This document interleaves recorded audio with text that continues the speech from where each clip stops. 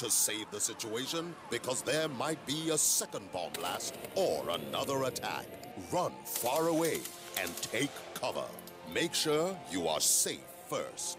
Yes, it is in our nature to sympathize over the hurt, but remember, only trained personnel can help in such situations. When in a secured environment, promptly call relevant authorities and help will come. For anonymous reporting, call 09630-3250-5 or 0813-2222-106. If you see something, say something. Nigeria unite against terrorism. This message is brought to you by the Federal Ministry of Information and Culture.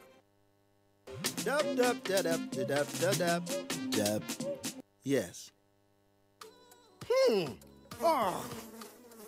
Now my dirty they smell like this. Now to throw away am quick. This kind smell fit make man sick. That woman throw away dirty for ground.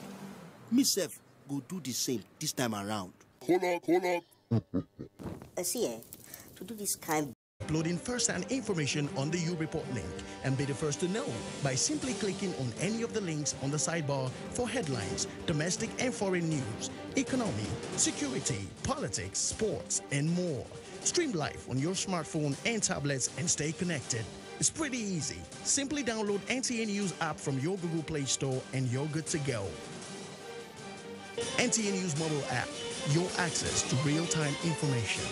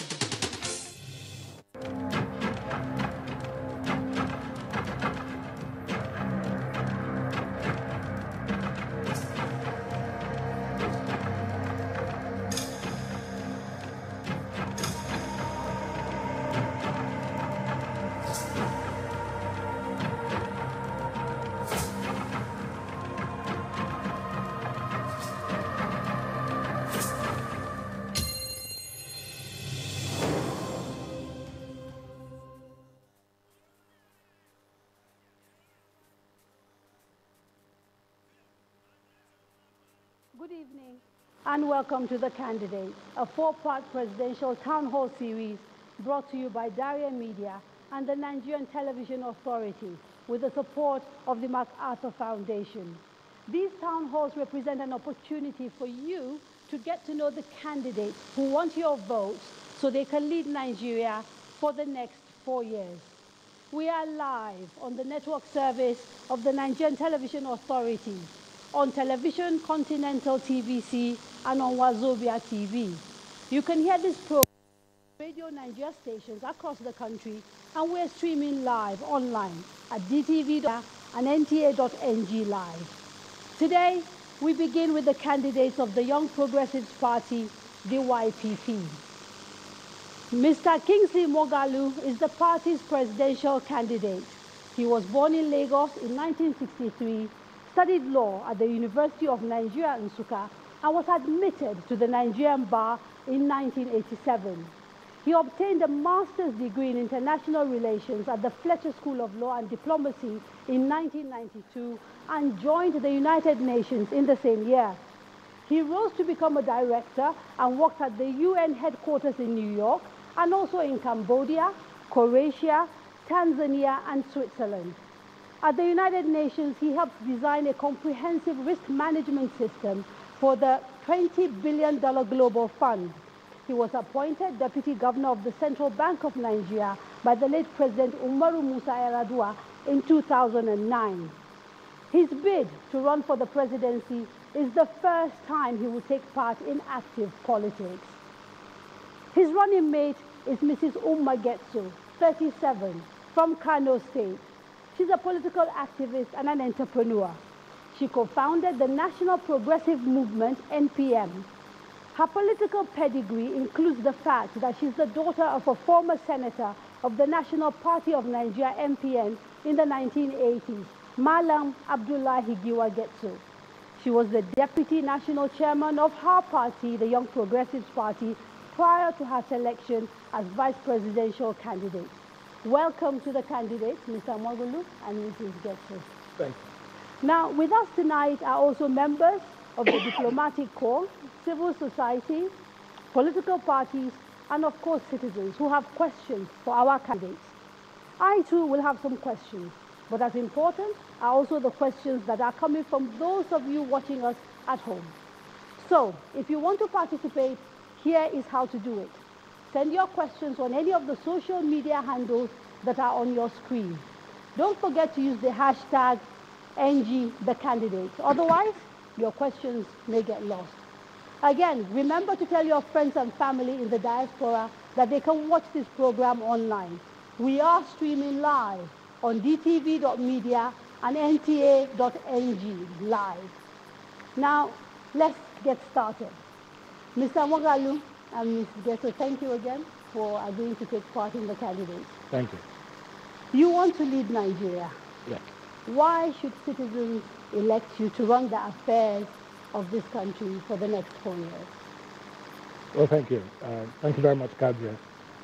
We think that the time has come for Nigeria to have transformational and effective and competent leadership, which it has not had for many, many years. The challenges of the 21st century call for a very different type of leadership from the type that Nigeria has had over the past 20 years. We need to take our place in the 21st century. Nigeria's youth make up over 50% of the voting population.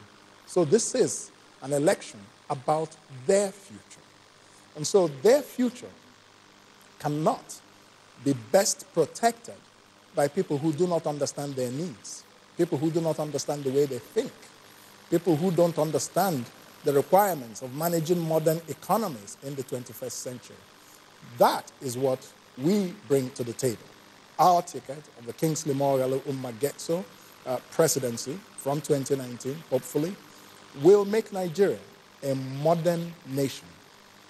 Now, you've talked about the issue of economics here and the fact that Nigerians are... So we kind of are clear, because you were a former CBN governor, that you do have some economic background. Sure. But your running mate, I'd like to hear a little bit more from her about what she sees as the issues around the economy, particularly because our constitution, as you know, gives the vice president a role as the head of the National Economic Council. So if you were to win elections, she would, have to lead in that particular capacity. So I'd like to hear from her. Thank you very much, Maria. Nigerian situation is a well-known situation to everyone, especially people that have been active in politics. I personally, what gave me the passion to join politics initially, is not what the normal thinking of today's politician, because many of us see politics as something, as a kind of place to make money. So to be candid, the drive is the initial thing that even leads somebody to what is doing. So to be candid, my drive and my passion for the love of my nation is what drives me and brought me to where I'm standing today. So when you come to economy, my background, I'm a banking and finance student, and I've been an entrepreneur from a very, very tender age. So I'm very sure, and with what Prof already have in ground for Nigeria, I will definitely meet up and I will give Nigerians what they deserve in line with what he has already designed, because I am only dreaming along with him. Okay. Now, I'd like to make this as interactive as possible. So I'm going to dive in straight away into trying to get members of the public to talk. And since we've started talking about the economy, I think we will stick to the economy for this particular section. Jubril Ahmed Na'Allah has a question on the economy. Is he around? Jubril Ahmed Na'Allah? He didn't come. Okay, no problem. We'll put the question to you anyway because he sent it in. So he sent a question to say, how do you plan to create jobs to reduce unemployment? Yeah. The jobs problem, the way my government will break the back of that problem is as follows. First of all, we have to create the the philosophical foundation for a productive economy. An economy that is not productive, that relies on oil rents, cannot create jobs. So we're going to move the economy to innovation, to be an innovation-driven economy where inventions and new ways of doing things become the new driving force of the economy. That will create jobs. So how? Specifically, yes. When people invent, and there are many inventions in Nigeria today, none of which has seen the light of day in terms of you're finding them on the shelf in the marketplace. But in America, in Japan, in China, what you see being sold as economic transactions are innovations. That's what we will bring in Nigeria. When people invent things, we will enable them by creating the necessary policy environment for the commercialization of new inventions to be pipelined into the market. We will also back it up with access to finance for new and young entrepreneurs through a 1 trillion naira venture capital fund.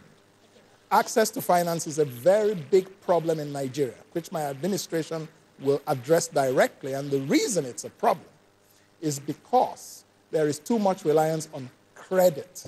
And credit in this country is difficult for two reasons. It's either you don't have the collateral to get it, or if you get it, the interest rate is too high. So we're going to be coming with equity capital, which is not a loan that you have to repay. It's an investment to help you start a new business, and that new business will create jobs for many people. Yes. Yes. Yeah. First question I'd like to ask is, the contribution that the government is going to make of 500 billion, yes. Where are you going to get that money? Yes. We're already hearing that resources are limited. Yes. So where is the 500 billion that is the government's contribution coming from?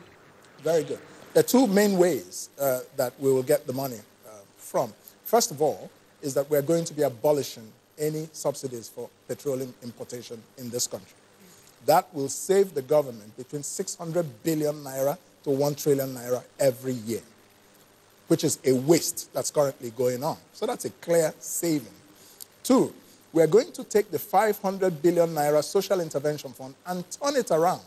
Right now, that fund is recycling poverty. You are giving a man fish or pretending to be giving him fish instead of teaching him how to fish. So we're going to turn that fund into a productive fund that creates wealth in this economy.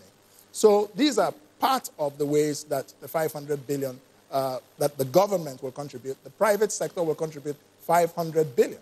And already there's so much interest in this idea from venture capital firms around the world.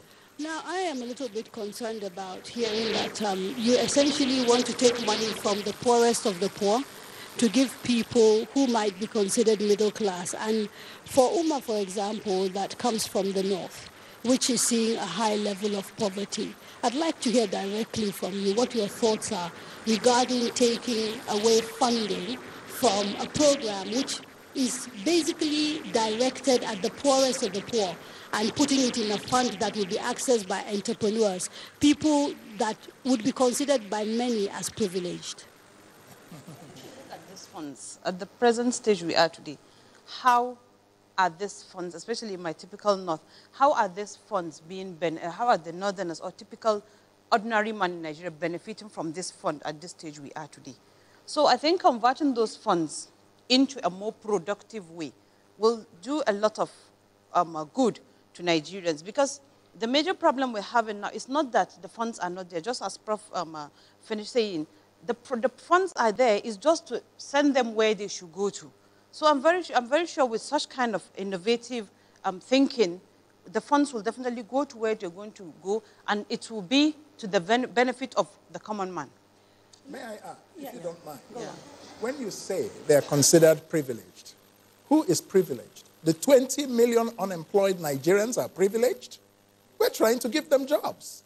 Yes, but you are talking specifically about targeting entrepreneurs, which is what you said, so that they can generate jobs. You're targeting. And so the question as well, again, is that this is also underpinned by an assumption that the problem we have at the moment is a problem of money rather than an enabling environment. to actually utilize what we already have. I mean, we do have the Sovereign Wealth Fund. Sure. We have the excess crude account. Yeah. So it would appear as if funds have been created before. And the issue is really about how to channel those funds. Yes. Okay. Let me clarify, okay, please.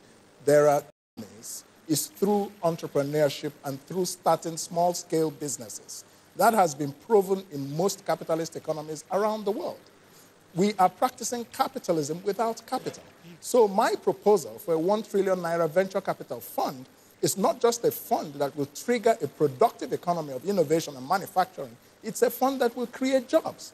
Because and it's aimed mostly at young people who are unemployed, but they may have a bright business idea, but they don't have to take a loan. The fund will invest in their new business. When they start their business, that business will employ 1, 2, 3, 4 people, maybe.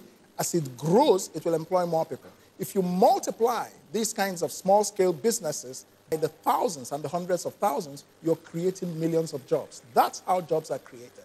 So that is the logic behind this, because there are 3 requirements of a modern capitalist economy to function well.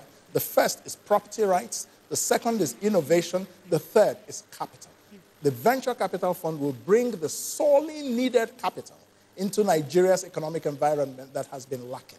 People cannot take bank loans and pay back at 30%. People cannot take bank loans if they're unemployed and have no collateral.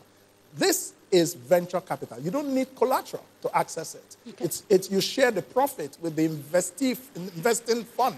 And after the fund has recovered its investment, they will exit, the business is yours. Maybe at that time, it's already a much bigger business than when you started. So the government itself cannot create the jobs that are needed. So when you are giving people a so-called social intervention fund, which the performance is abysmally poor, what is the percentage of that fund that is actually reaching people? You know, it's a different thing to claim things in the media, and we see all the millions of unemployed. Okay, does it bother you at all that there's an increasing deficit in this country? Essentially, we're spending more than we are earning. And essentially, I think your fund of 1 trillion on the surface looks as if it will be another spending more than we are earning. At least there will be a lag. How much time do you reckon will lapse between the time you get into office, setting up this fund, getting it working, and for us to begin to see the impact? Certainly, within the 4 years of my administration, the fund would have made a huge impact in the Nigerian economy. 9 months to set it up from entering into office and get it operational. Within a year or 2, you'll begin to see a massive impact around the country. Sure. And you're in government, how many jobs do you think you're going to create within the first year, the second year, the third year? Nigeria has about 3 million entrants into the job market every year. We anticipate that this fund itself, there are other ways of creating jobs which I can talk about. It's not just the fund.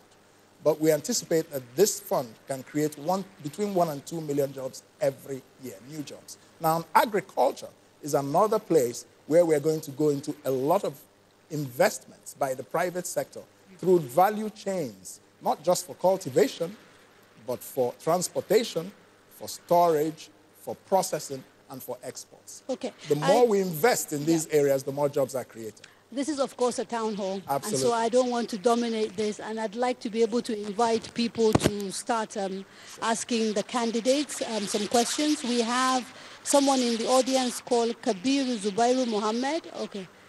He's not here. Okay, well, there's a gentleman, there's a mic over there.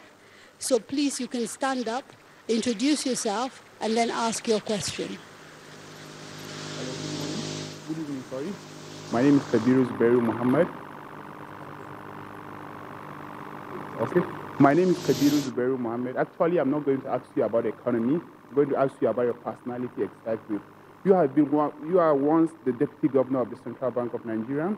As she introduced you, are you willing to publicly declare your asset when you win the presidency? Thank you very much. Should I address that? Yes. Now, let's understand something about the declaration of assets. The important thing about the declaration of assets is that public officers must declare their assets as required by law. Now, there's something that goes on in this country, that people make all kinds of populist promises, such as the kinds of promises that the present president made when he was coming in, oh, I'll declare this, I'll declare that, and at the end of the day, all sorts of questions arose about whether those assets were declared as publicly as they were presented during the campaigns. What I will tell you is that I will declare my assets as required by law. Now, if I choose to, yes. Law requires. So that we're clear about what yes, the law requires you to declare all your assets. But they are required to be submitted through a process.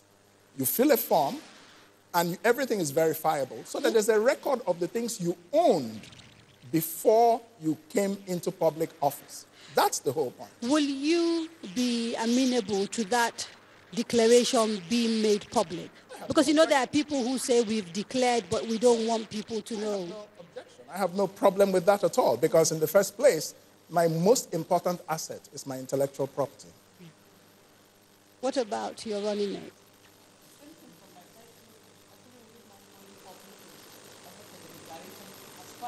It doesn't cross the limit, the expected limits. Okay. So you're happy for the whole of Nigeria to know how much you own, what you own, how many houses, etc., You know, etc. just as Prof said, depending on the window it came from. For example, if it is a kind of something that we should just give open, of course we will. Okay. Now, since they've raised the issue of asset, I might as well ask you, how are you funding your campaign? Because it's not cheap running for public office. Absolutely not. Absolutely not. Yeah. We are funding our campaign with contributions from many, many well-meaning Nigerians who believe that the time has come for something new, something different, and something bold. And the truth is that there's a big exaggeration about how much funding is needed for a presidential campaign. The APC and the PDP, the politicians, the old recycled politicians, they create the impression that you need 50 billion naira to run a presidential campaign. Our track record tells us that 40 of that 50 billion among the traditional politicians will end up in the private pockets of many politicians, and only 10 may be used. So we now have an opportunity for, for you to educate Nigerians and to, tell us exactly how much it costs to run for the presidency of this country. How much have you spent so far? Good point.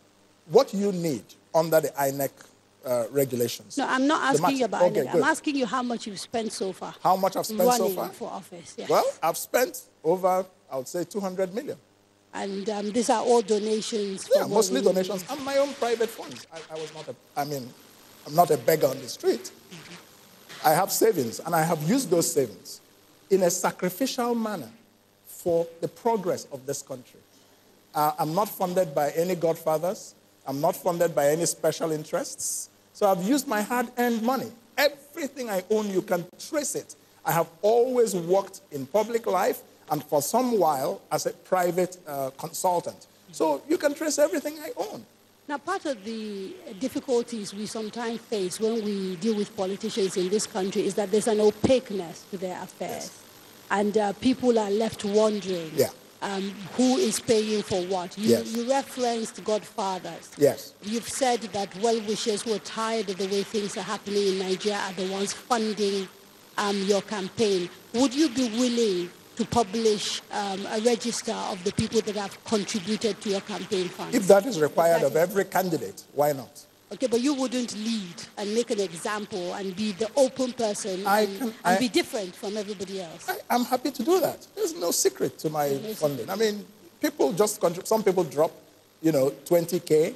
Some people drop 50K. Some people give 100K, So people just give according to their ability. And we've had a lot of these kinds of donations, And I can also share, if necessary, my own savings that I have used in a sacrificial manner. Most people wouldn't do what I have done. I have come into politics to run for the presidency, at great financial risk. I wasn't a wealthy person. Most people who go in are wealthy people, or they're using stolen money from, various political escapades. But that's not what we're doing. No. And yet, consider the impact we have made. In the 9 months since I entered politics, today, the YPP and my candidacy is the third force in Nigerian politics today. Okay, a quick question before we take our first break. You referred to the fact that you didn't think you were wealthy, but both of you, by Nigerian standards, are children of privilege. Your father is a diplomat, I believe. Was a diplomat. Sorry, is he late? He's late. Oh, please accept my condolence. Apology, I didn't know that. So, and your dad was a senator of the Federal Republic of Nigeria. So both of you cannot be considered, if you like, either working class or people of, a lack of privilege. To what extent do you think your privilege is influencing the way you are planning to run this country, or maybe not? Okay. I think, has it played a part? Yes. My parents were both civil servants. So they were not wealthy people, but they served the Nigerian government, did not have any wealth, but they trained me through school. My father did not leave any property for me when he passed away, but he gave me the most important thing, which is education.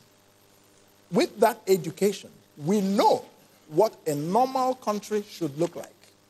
And so I cannot apologize for the fact that my parents educated me. If you want to call that privilege, maybe, because there are many people who deserve that type of education, like the 13 million children who are out of school today. They don't have it. So my being educated, that's what I would call it, has shown me what Nigeria should look like in terms of the unity of our country, in terms of the economy of our country, in terms of our standing in the world. And I intend to be a president that will use his education for the benefit of the poor. That's why I am focused on lifting millions of people structurally out of poverty into the middle class. So it's a good thing you raised the issue of education. I'd like to ask Mrs. Getso her views around education, particularly with reference to the 13 million children that he talked about that are roaming the streets of northern Nigeria.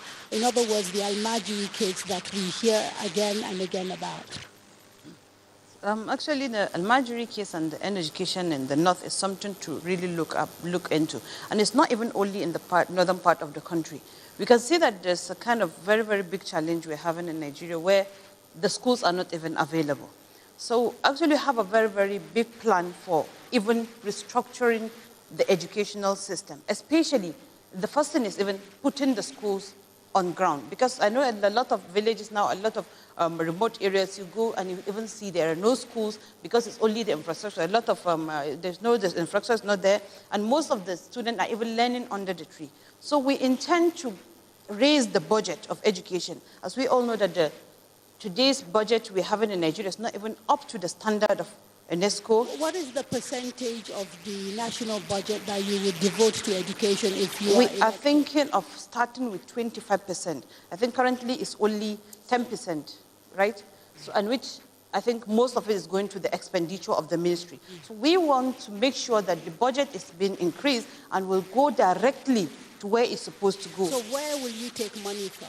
Because if you're increasing the education budget, you're clearly having to take money from another. You know, initially what we intend to do when we just come into government is starting with the restructuring. After restructuring Nigeria, definitely the Nigeria and the funding system of Nigeria will not look the way it is today. There will be a lot of opportunities, a lot of all the zones will bring a lot of money into the central. So by restructuring alone, by constitutional restructuring alone, we will be able to make sure that the educational, even almost all the budgets will be raised to the standard that will be the world standard. Okay, we are going to have to take a quick break. When we come back, we will discuss restructuring and the plan that you've put forward as the way out for this country. Don't go away. The Candidates, a presidential town hall co-production between Daria Media and NTA, supported by the MacArthur Foundation.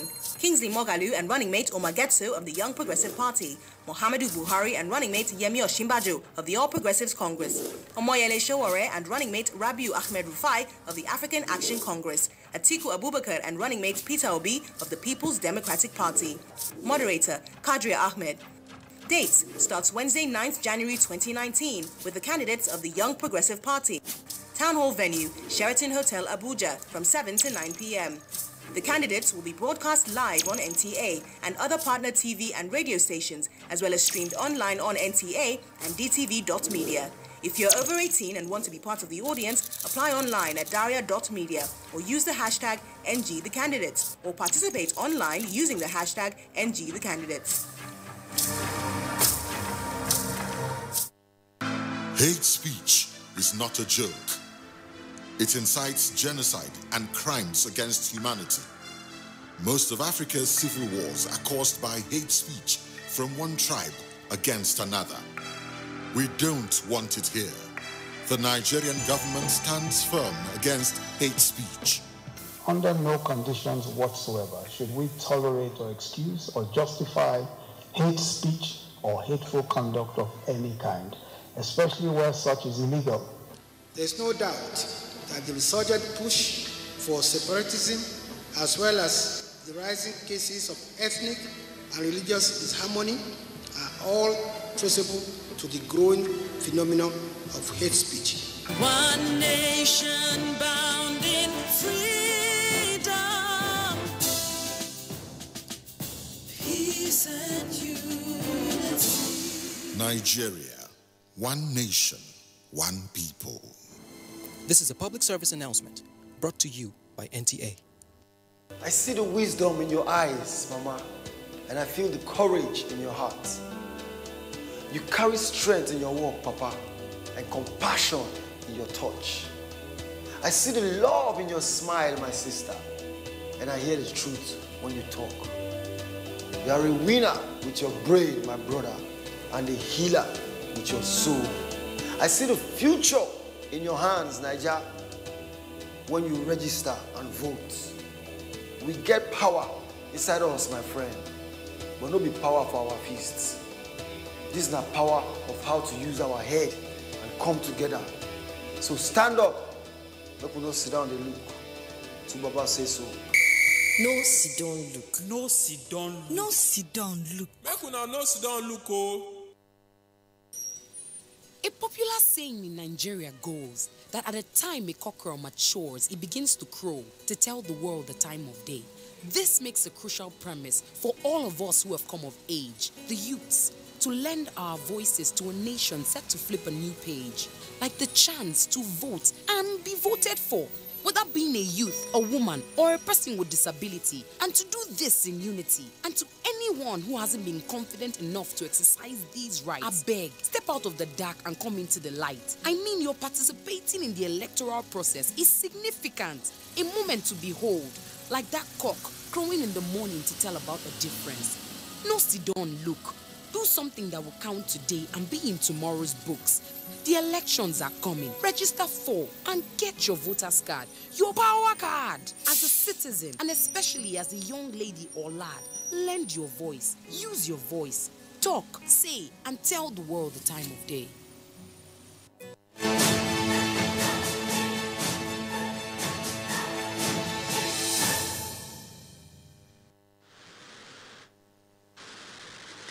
Welcome back. You are watching The Candidates, a presidential town series brought to you by Daria Media and the Nigerian Television Authority with the support of the MacArthur Foundation.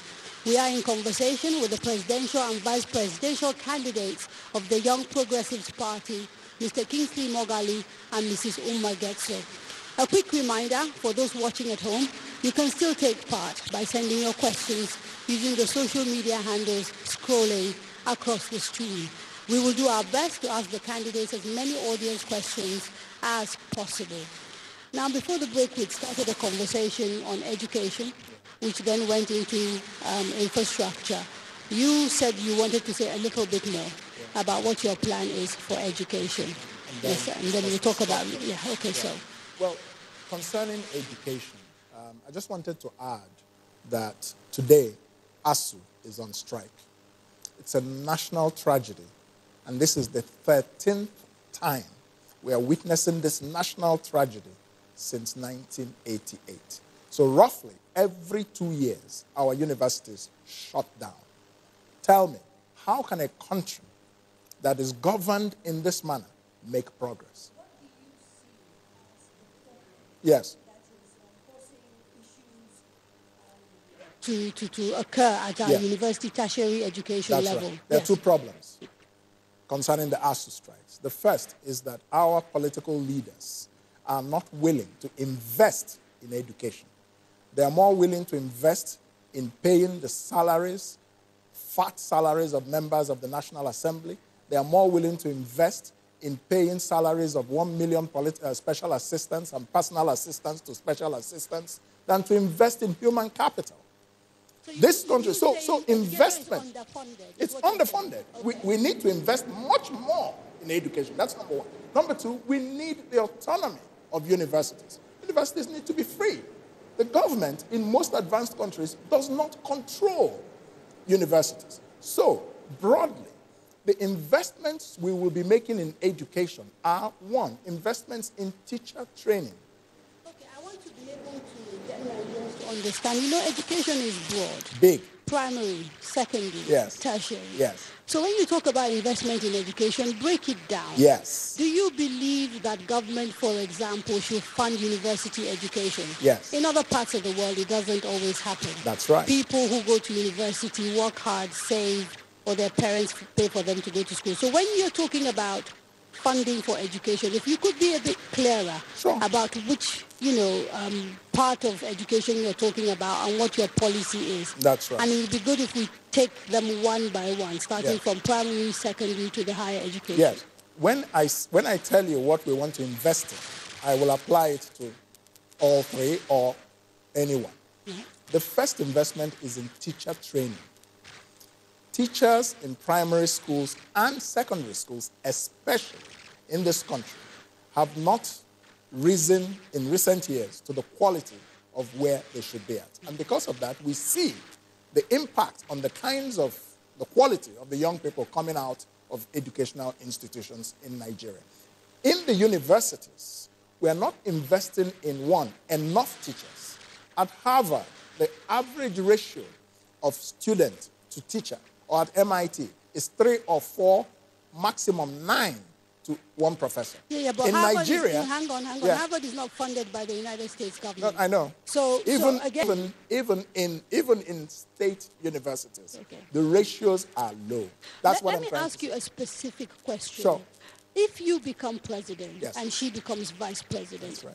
will you be offering free education at all levels for all Nigerians who are able to gain admission? We will offer free education at primary and secondary school levels, subsidized education at government universities. Private universities will carry their normal fees. That's what we will do. There are many things to fund. If you will let me, I will explain to you exactly how the education sector reform will look like. I said, first of all, that we will fund teacher training. The quality of our teachers matters. We have to make sure that all the teachers in this country are recertified to make sure that they are fit for purpose. They have to be fit to teach our children to be competitive in the 21st century. We will reform the curriculum. The curriculum needs to move more to practical skills, vocational training, technology, entrepreneurship, rather than the very heavily theoretical profile it has today. We will reform how children learn. We will teach our children to learn in a more original manner rather than just cramming notes and regurgitating them at exams. We will encourage them to learn in a more original way that leads them to an innovation economy.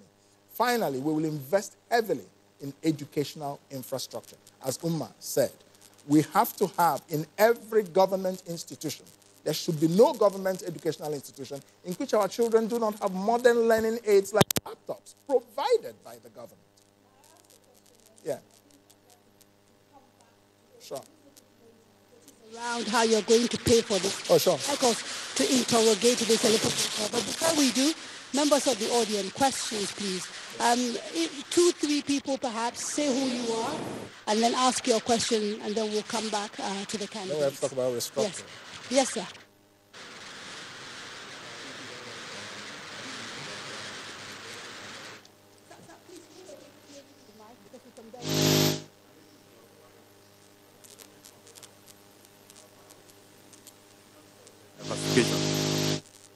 still has been giving lip service for so many years.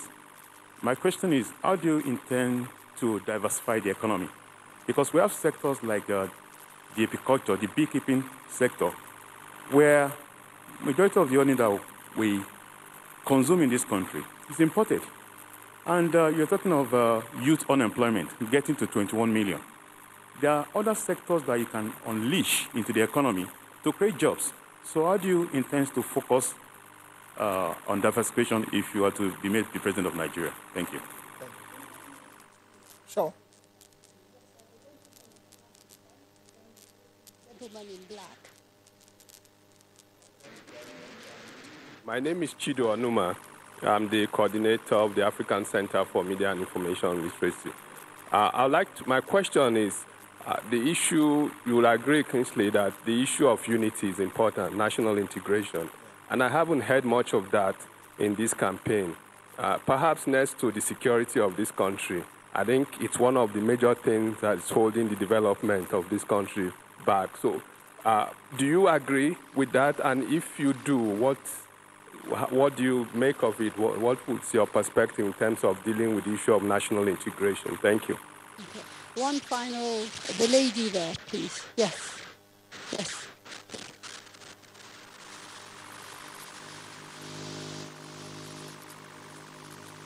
Good evening, everyone. My name is Mrs. Ibu.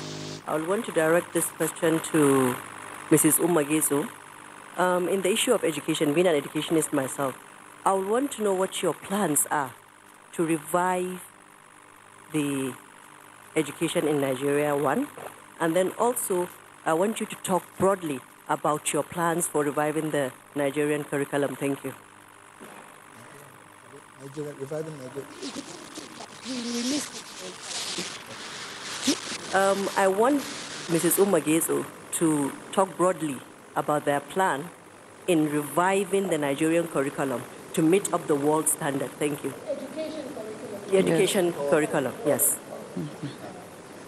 All right. So a number of questions there, starting with national unity. Well, diversification is sort of the first one. Okay. And because we've talked about the economy a bit, perhaps we could start there. Oh, diversification. Yes, yes. Oh, yes. Okay.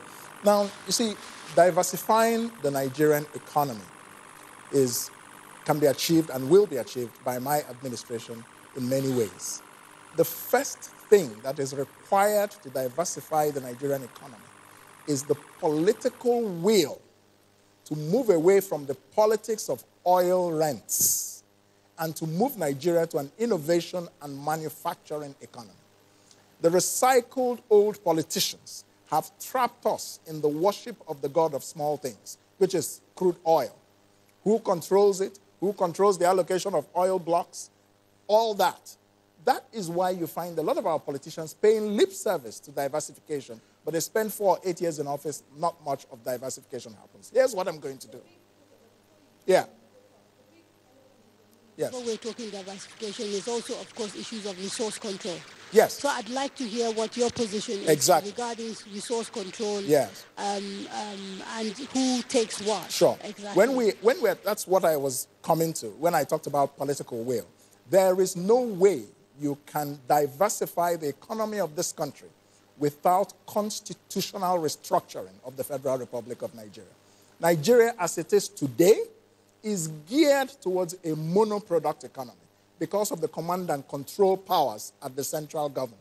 If you restructure Nigeria to become a true federation based on 6 geopolitical zones or something like that, and the states or the regions have controlled their resources, they will generate their own resources and make a payment of a tax or royalty to the central government of about 30 or 40%. You will now find that the 6 zones will develop economically along the lines of their comparative or competitive advantage, all of which is not oil. Yeah, so restructuring and resource control is essential to breaking the back of oil dominance in Nigerian political economy. Yes. The proposal on restructuring is very far-reaching. Yes. You've talked about breaking the exclusive list, concurrent list, residual list, etc.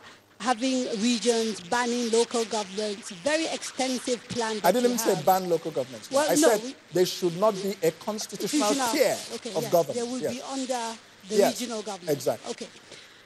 This are far-reaching reforms that will require constitutional amendments. Oh, yes. We all know how difficult that is. And so the question is, how are you, if you get elected into government, there is no indication that your party will have enough people in the National Assembly to be able to push this through. What are your plans for pushing your restructuring agenda if you get elected into office? Thank you. Restructuring Nigeria is something on which we all know today that a vast majority of Nigerians want. So let's first start from the reality. The reality is that many Nigerians want this country to be constitutionally restructured. The yes. problem, though, is So that what that restructuring is, it means different things to different people. But in my proposal, I have explained, I'm the only presidential candidate who has laid out a clear and far-reaching proposal for constitutional restructuring. For me, it's not about talking restructuring just to get votes. And then maybe when you get there, you will not do it. Is we can't make an assumption, therefore, that your proposal will get this buy-in of But you start with a vision. Okay. That's what a leader does. A leader doesn't decree that everybody must go along with him. A leader lays out a path and makes an argument for it. My proposal for constitutional restructuring is one. We must return Nigeria to a proper federation. We are called the Federal Republic of Nigeria, but we are in reality a unitary state. Two, that federation should be based on geopolitical and geoeconomic zones, not states. That's my argument. The reason for that is predominantly economic, that there is a lot of economic advantage, a lot of economies of scale that come from a regional approach to economic development rather than many states which today are not viable fiscally. We know that about 30 of the 36 states in this country today are not fiscally viable.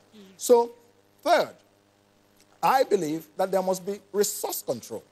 Fourth, I believe that there should be only 2 tiers of government in the Constitution, and that is the federal government and the subnational units, because in most, if not all federations, that is the way it is. There is no federation I know of in the world that has local government areas as a constitutional tier of government. The only one, which is an exception, is India.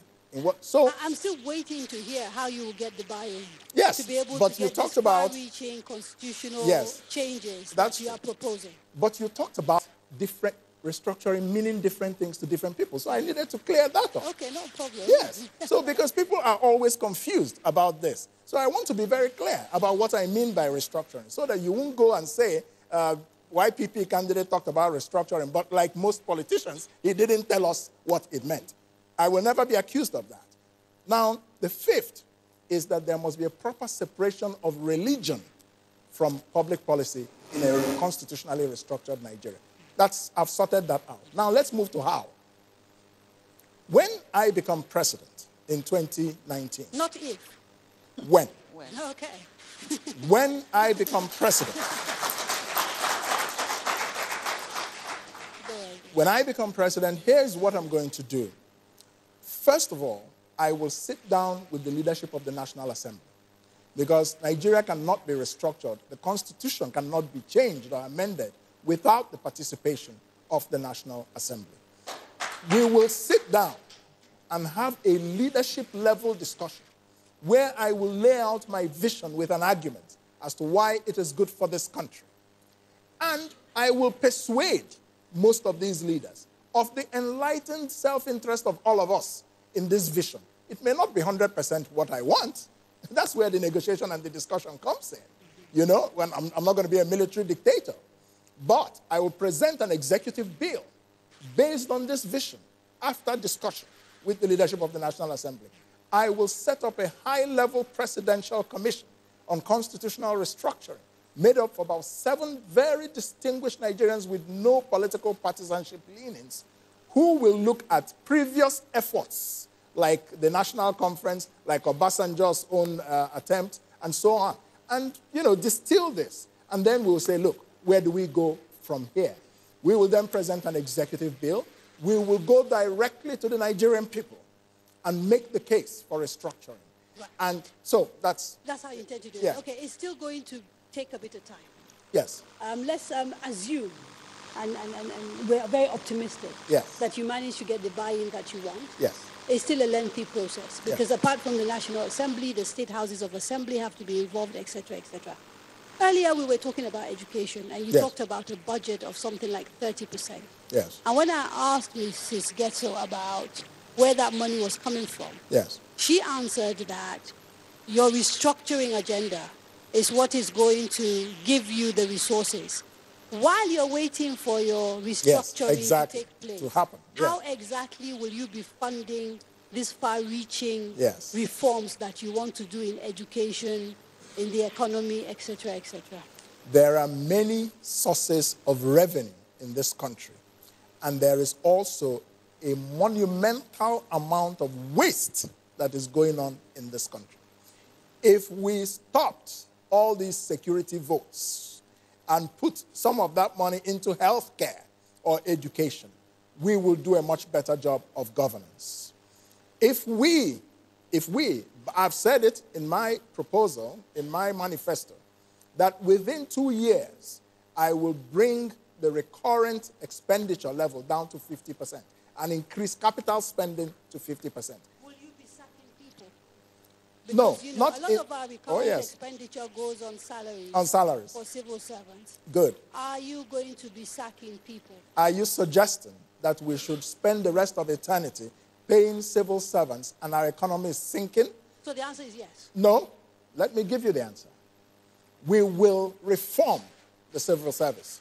There was a report that talked about the merging or the scrapping of certain bloated, repetitive, wasteful government agencies, no political will to implement it. One thing I'm going to tell you, President Kingsley Moghalu is going to be taking a lot of tough decisions. No, it's not, there's no, you can't make progress otherwise. That's what leadership is about. Go and look at Lee Kuan Yew. Go and look at Mahathir Mohamad. Look at China. People, you don't move by not...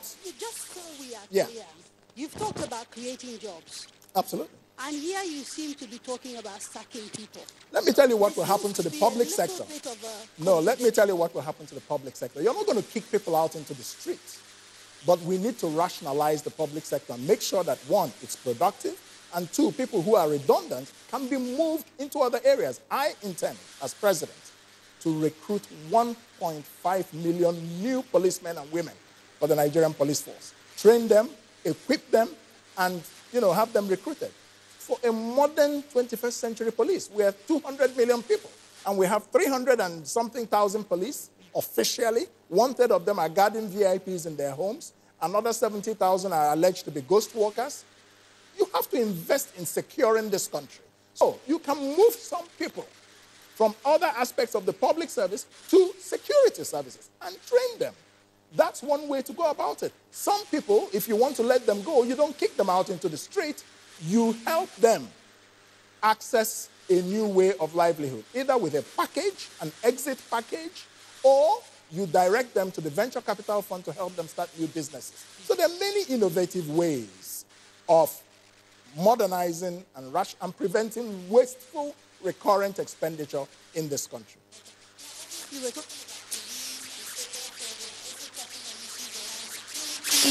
And there was a question asked not too long ago about the question of national unity. Yes. So perhaps you can talk a little bit about that, and then we can go into issues around security. I will also take a few questions from people at home. Sure. Yeah. The most defining element of the Moghalu-Getso administration will be the emphasis on foundations. We will build a united Nigeria. We will heal this country and build a nation. How do you do that? You do it, first of all, by laying out a national ambition around which we can all unite, an ambition that unites all of us rather than our spending time on our differences. We spend time on uniting to achieve a particular goal. Why is it that whenever we go to play soccer, you don't remember whether you're Igbo or Hausa or Yoruba? That's a uniting thing. So if we had a national ambition that all of us could identify with, that becomes... What will it be? That national ambition... I assume you've thought it through, yes. Oh, yes, I have. That national ambition will be as follows, that we will be the most powerful black nation on earth, that we will have an economy that is built on entrepreneurship and hard work, that we will be one people with a goal to make economic progress and live, there must be peace, security, justice, equity, and the rule of law. These are the elements of a national ambition on which we can all agree. Okay, so that's the first thing. The second thing is by running an inclusive government without sacrificing merit. Okay, because in every part of Nigeria, you have competent people. So we will find them everywhere. Nobody will complain. A federal character is not being respected, but everybody will feel included in my government. So there will be nobody complaining of marginalization in a Kingsley Moghalu presidency. It's not going to happen. Okay. Sorry, yes. In addition to that, we intend to do some artificial things that are created in the present day today. When you see the indigenization of a thing, I remember when we were in primary school, we don't used to have such kind of things. So the government have put a kind of weight where it's not supposed to. So when you come to filling of forms, if it's national or international, whatsoever, in Nigeria now we've restricted ourselves on religion and region. So our government, by the grace of God, we're going to remove all those indigenous of a thing and the religious statute of a thing. We're just going, when you're a Nigerian, you'll be 100% a Nigerian or be considered a Nigerian. Okay. Thank you very much. I'd like to call on someone talking about inclusion. And Mr. Richard Ezekiel has questions to ask, and we're going to need our interpreter, sign language interpreter, to tell us what he's asking. Okay. Right. Okay, thank you so much for the honor given to me. My name is Richard Ezekiel, and I'm a deaf. With all the submissions I'm seeing here, I've checked and see that there is no plan for persons with disabilities, especially in Nigeria. When you look at it, we pay tax, our money is used to run the government, and there's nothing for persons with disabilities. Thank you very much. I'd like to address that question head on. Yes, I will quickly take two more from social media, and then we can address them together. So, question one from Awe Ima, who says, if you divert the money for social investment, does that mean that all the 500,000 Empower volunteers will be out of work and essentially you'll be sacking them? Another person, Baba Nasidi, says, I'm convinced that you are able to match the highest office. However, on the NNPC group issue, you promised to sell it on NSC Nigeria. Why not manage, overhaul, or restructure? So it seems to be suggesting that you say you're going to sell the NNPC and partially privatized. Yes, and then we have another question about how you solve the power problem and what measure you put in place to choose the people that are going to work with you. So we'll leave those three and maybe start with the issue of diversity and inclusion. Yes, let me deal with the issue of disabilities. Now, it's a real shame that public governance in this country utterly has no regard for prioritizing the needs of people with disabilities. This is against the United Nations Convention on the Rights of Persons with Disabilities, which Nigeria is a signatory to. My government will begin to put that legal obligation into practice with practical policy to help people with disabilities. Let me give you an example. When I was deputy governor of the Central Bank of Nigeria, the Committee of Governors sat down and discussed the issue of persons living with disabilities. And we agreed and directed all banks in Nigeria to create facilities for access, physical access, for persons with disabilities to access banking halls and banking transactions. So that shows already that I am conscious of this. Yeah, but now, is it in your manifesto? I mean, yes, what did you say specifically in your manifesto about people with disabilities? Yes. Now, for people with disabilities, we will bring in experts. I'm not an expert on disabilities. I cannot be an expert on everything.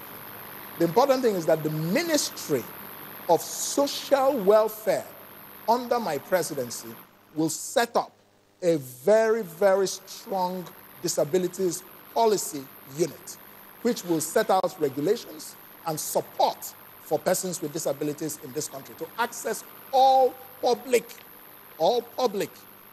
spaces. So we will make sure of that. Okay. We will support them. We will invest in creating the right environment physically, in terms of infrastructure, and legally for persons with disabilities. I'm afraid I'm going to have to take a quick break. Sure. Please stay with us. Don't go away. Absolutely. It be like say they want to tell us another story again, yo. Now so, you know, say people they say I'm the superstar. But for me, the real superstars are those people where they go vote for the candidate of their choice without violence. So for these upcoming elections, be my superstar. Vote.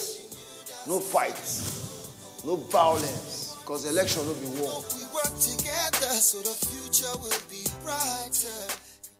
Hate speech is not a joke. It incites genocide and crimes against humanity. Most of Africa's civil wars are caused by hate speech from one tribe against another. We don't want it here.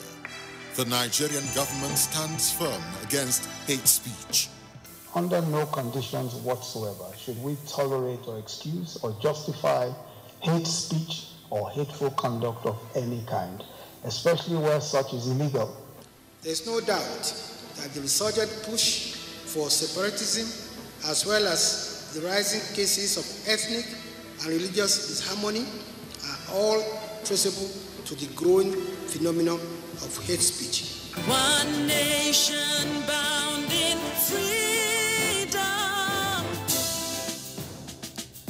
peace and unity. Nigeria, one nation, one people. This is a public service announcement brought to you by NTA. I tell you, man, music is the most powerful force for this world. As better jam, they flow, and so everybody will feel and they rock out. You know, as a musician, I see this thing every time I stage they perform. You know, everybody will just scatter body. You know, even when you bought yourself when they form, that's the way they feel. I say, not if you touch yourself. Before you know, music don't they move there, they don't enter that side. You know, that time it don't matter which political party where you did or the person where they support. It don't matter. So why it no fit be the same on election day? Why we no fit just go jejely go vote without throwing blow, throwing stone, carry stick, carry machete, curse everybody? So just remember, say after all the political wahala and the brouhaha finish, we go still go back with the rock correct music together.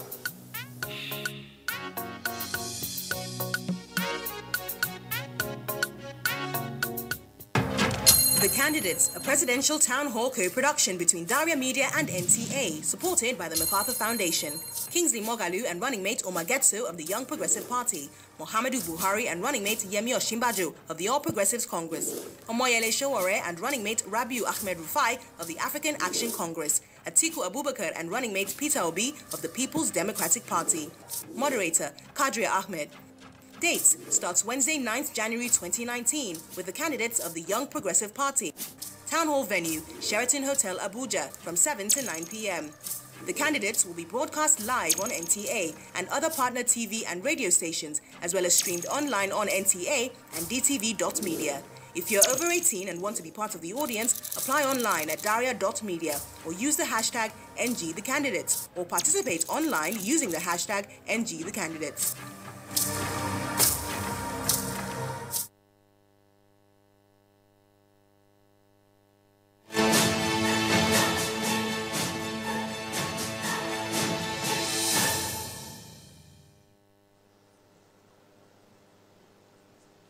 Welcome back. You are watching The Candidates, brought to you by Daria Media and Nigerian Television Authority, and we are also on TVC and Wazobia Television. We're doing this with the support of the MacArthur Foundation. Now, before the break, we were talking to the presidential and vice presidential candidates of the YPP, and we'd started a conversation around unity and trying to heal the wounds of Nigeria. And Mrs. Getso talked about the abolition of probably things like religion and ethnicity on forms as a way of building indigenship and all that. And yet, when I look at the manifesto of your party, you talk about zoning political office. A bit of a contradiction, because as early as last year, April, you were unequivocal about the fact that you didn't believe in zoning of political offices. What happened? Have you changed your mind? Or is it a question of your party saying something else, you believe something else? Well, let me tell you, first of all, that the party's constitution had been made before I joined the party. So you joined a party that has principles and beliefs that were contrary to your own? No, not at all. Okay. The party is re-examining some of these issues, and we will have a convention to address this particular issue and make sure that there is no difference of view.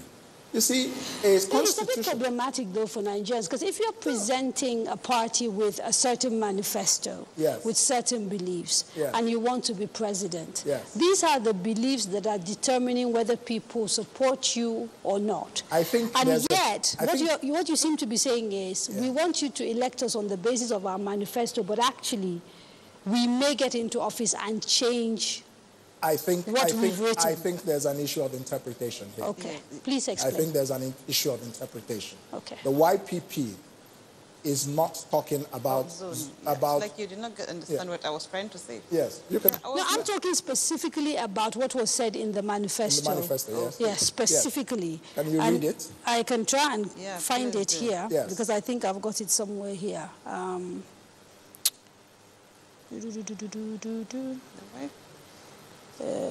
Just give me a minute, please. Sure. I will find it.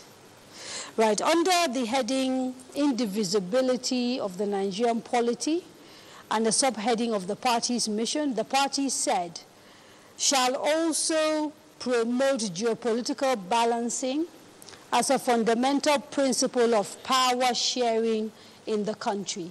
That's a direct quote from your manifesto. That is not zoning. Then you also said, hang on, the party shall uphold the principle of power shift in our party and at all level, the manifesto added. The party further espoused that it will apply the zoning and rotational principles in the sharing of political power at all levels of government and within the party.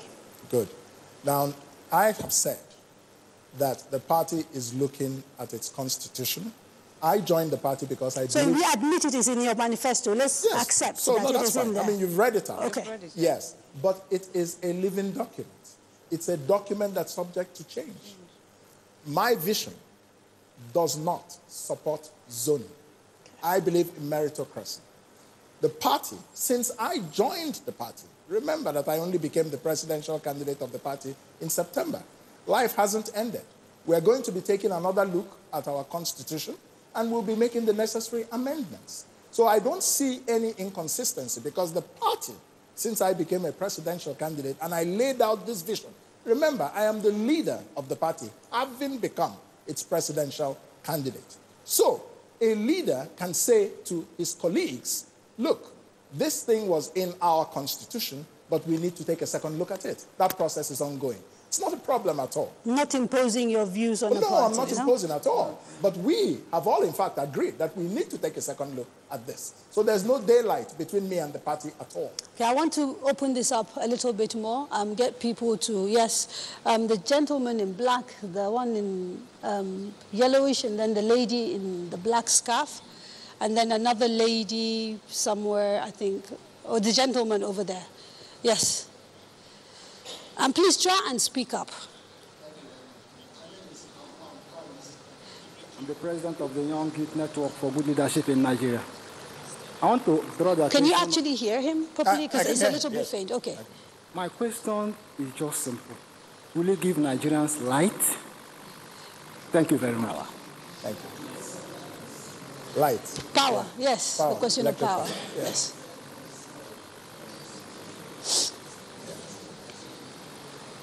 Good evening.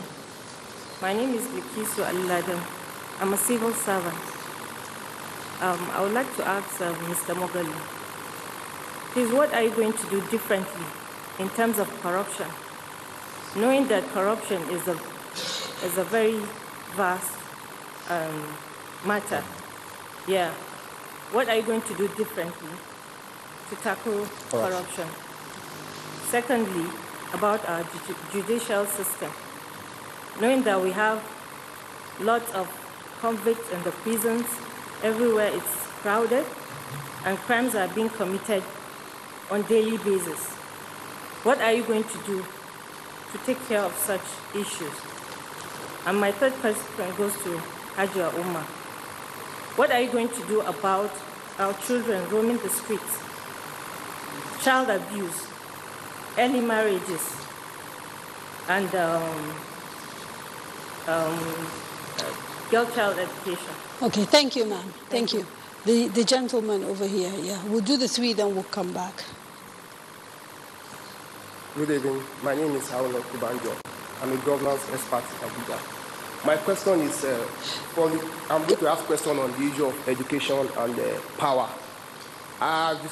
Issues have been raised on it, and I have discovered the presidential candidate of YCP, Samogalu, has been giving us long-term strategies. And what we needed in Nigeria today, we need short-term strategies that will keep, once you, by God's grace, you become president of Nigeria. What are your short-term strategies in terms of power and education? And you've not been making recognize of institutions. You have not been talking about institutions. Like in the education, you've not been talking about the BEC. And because your powers as a president, as federal government is limited in terms of basic education, because the states are there. So you should be talking about institutions. Then that also leads me to when somebody was raising the issue, somebody has a question about what do you do to the money market and all these things. You see, we need to look at the existing institution. You made mention of that you are going to set up a fund. The only difference I've seen is the issue of no collateral. But you can also do it to the existing funds we have instead of creating more institutions. Thank you, sir. Thank you. Okay, so there are like about three things there: corruption, power. Again, I think we must institutions, but we must also try and see if we can take on the issue of security, because that is also critical. Okay. So that Umar can have an opportunity. Yes, yes. First of all, on corruption, the first step that my government will take towards fighting corruption is to tackle the root causes of corruption.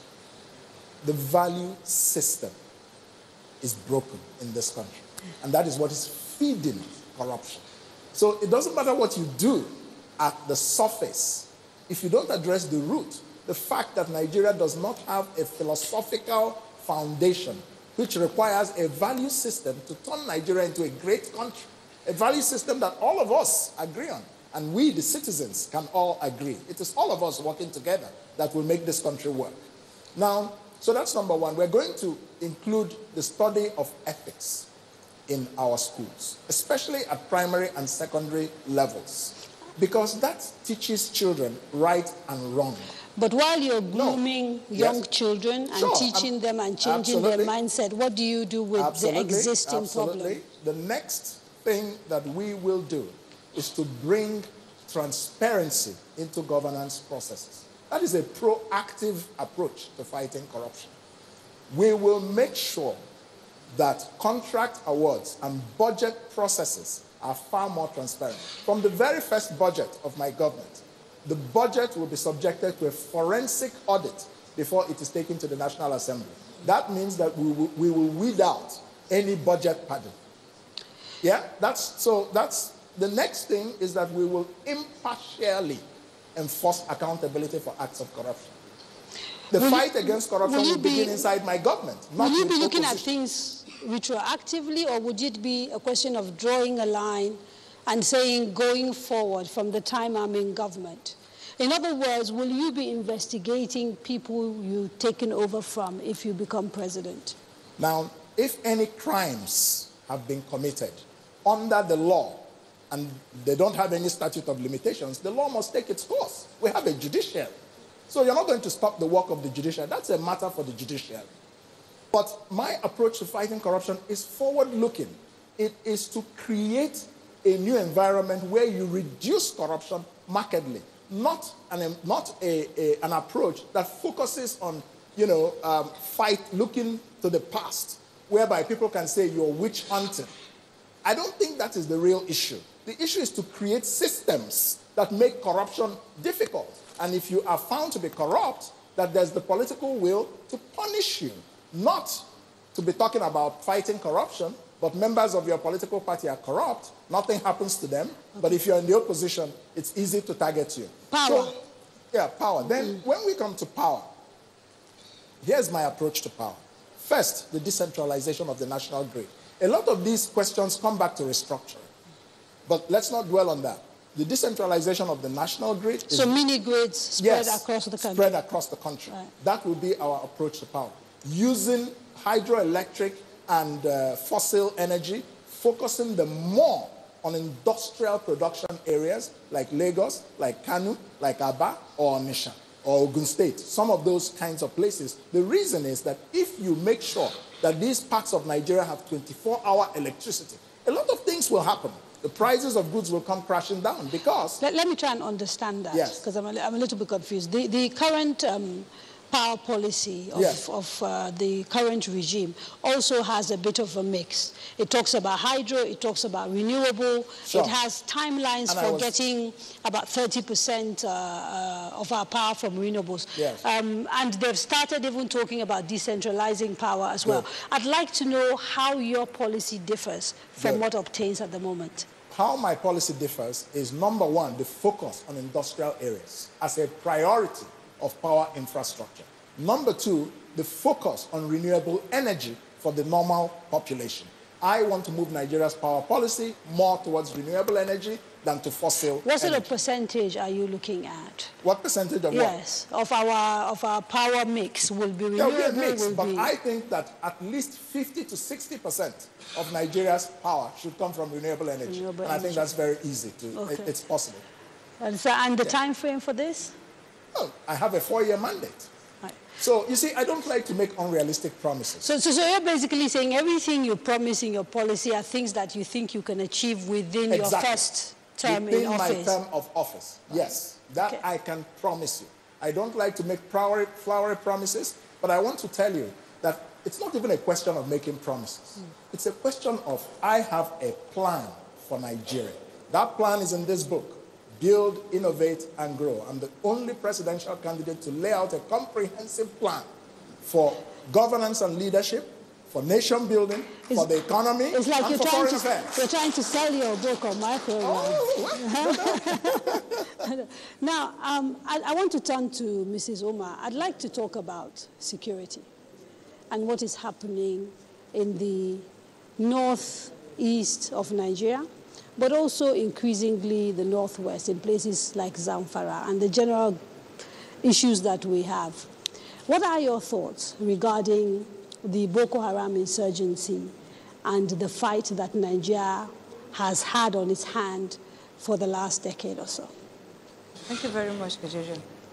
I would like to start by appreciating our security forces, including the army and the police force. Because the situation we are today in Nigeria, tackling the security issue, it's not only their own doing. The politicians, individuals like me and you, everybody is part of fighting security in Nigeria. But the main challenge we're having, I saw a lot of them posting on social media, especially the military men, they are not well equipped. They don't have resources. They are not well fed. So how can you expect a hungry man to go into the battlefield with no resources, with no equipment, no training, and we all know that these Boko Haram have sophisticated weapons. So if you even match, I always salute the courage of Nigerian army, because I'm very sure a white man can never go into war with only 6 or 12 bullets on his gun. And the guns we're even using today in Nigeria, despite that there are a lot of news going on in the social media, there are a lot of huge budgets going out about purchasing of arms and whatsoever. But still we know that there are a lot of military men that send us videos of what's happening, the actual happening over there. So to be candid, there's a kind of a kind of something, an undisclosed information to the general public. So what do you think is responsible for the fact that the army is not well equipped, like you said, is not getting the resources it requires? What in your view is going on? All Nigeria need is a dedicated leader, somebody that's out there and willing to face the reality of this country. Because I always used to say this, there are a lot of things that are not well spelled in this country. So if we at all vote for somebody or vote for Professor Kingsley Moghalu, definitely there will be a very, very positive change, because he is a person that's in this race, not for other personal gains or personal interests. He's here to see that he brings Nigeria out of the hole we are today. So all we need about fighting corruption is just getting somebody very, very patriotic with the willingness to do it. Okay, now quickly, the issue of, you've talked about the army and how you admire them and you think they're operating under very difficult circumstances. But we've also heard stories of corruption in the military. Yes. And so, yeah, if we... I want to be very clear. I want to be very clear. We've read the report of the International Security Studies Association that claimed, and I believe that those claims are well-founded, because if we look at the results in the field, versus the billions of dollars that are being voted for equipment in the Nigerian army. We took recently $1 billion out of our excess crude oil account, and yet we see Boko Haram technically degrading the Nigerian army. I think this is something is very wrong, and clearly part of the problem is corruption in the military. Okay, but it is important to point out that that figure that you called, not all of that money has been allocated yet. Has been voted, but it has not been allocated yet. So we need to be clear. That's fine. But in the past 3 years, we have seen a lot of increase in defense spending. Is that not so? We have not seen concomitant results in the field. Okay. The result is that there is a reversal against the Nigerian army. And that's why I say that the Boko Haram has technically degraded the Nigerian army. And that's something is wrong. Okay, so something is wrong. What are you going to do to fix it if you become president? Let me tell you what I'm going to do about it. First, as president, I am going to work with the army to change their intelligence operations. We have to focus on... The same army that is corrupt. You can change the leadership. Right. So I want you to be absolutely clear. That's what you're saying. Let's remember. Your intention is you will change the As president of Nigeria, I will be the commander-in-chief. Yes. So you have the responsibility, not just the authority, to secure the lives and properties of Nigerians. That's going to be my first task. And whatever I need to do to make sure that Nigerian lives are safe in the northeast or the northwest or wherever in this country, I will have the political will to do it, including fighting corruption in the military at the leadership levels, if that is what is required. So I want to be very clear about that. Secondly, I think that the whole national security apparatus in this country needs to be made much more professional. What does that mean? What I mean is that the leadership of the national security institutions in this country is skewed in one direction. Most of them come from one part of the country. Most of them come from one religion. What does that tell me? Okay. I want to be very clear, please. Yeah. What it tells me is that there is a far more stronger interest in regime protection than in protecting the Nigerian people. Okay, so let's be absolutely clear, Mr. Moghalu, about what you're saying. Yes. When you say most of the security apparatus in this country, and I'm assuming you're talking in totality, and you've looked at the numbers in totality, what are you saying? What religion are they? What section are they from? You can't make an allegation like that without backing it up. Thank you. Thank you. Thank you. Now, listen, let me tell you that there are about 17 or 16 national security agencies. When you talk about the police force, you talk about the state security services, you talk about, several civil defense and so on and so forth. Several of these things. So you're talking about the leadership here? The leadership, please. Right, okay. Yeah, I'm just talking about the leadership. Okay. Who head them, those who head them. Right. So when you look at it, you don't see, what you see is a certain tilt in a certain direction.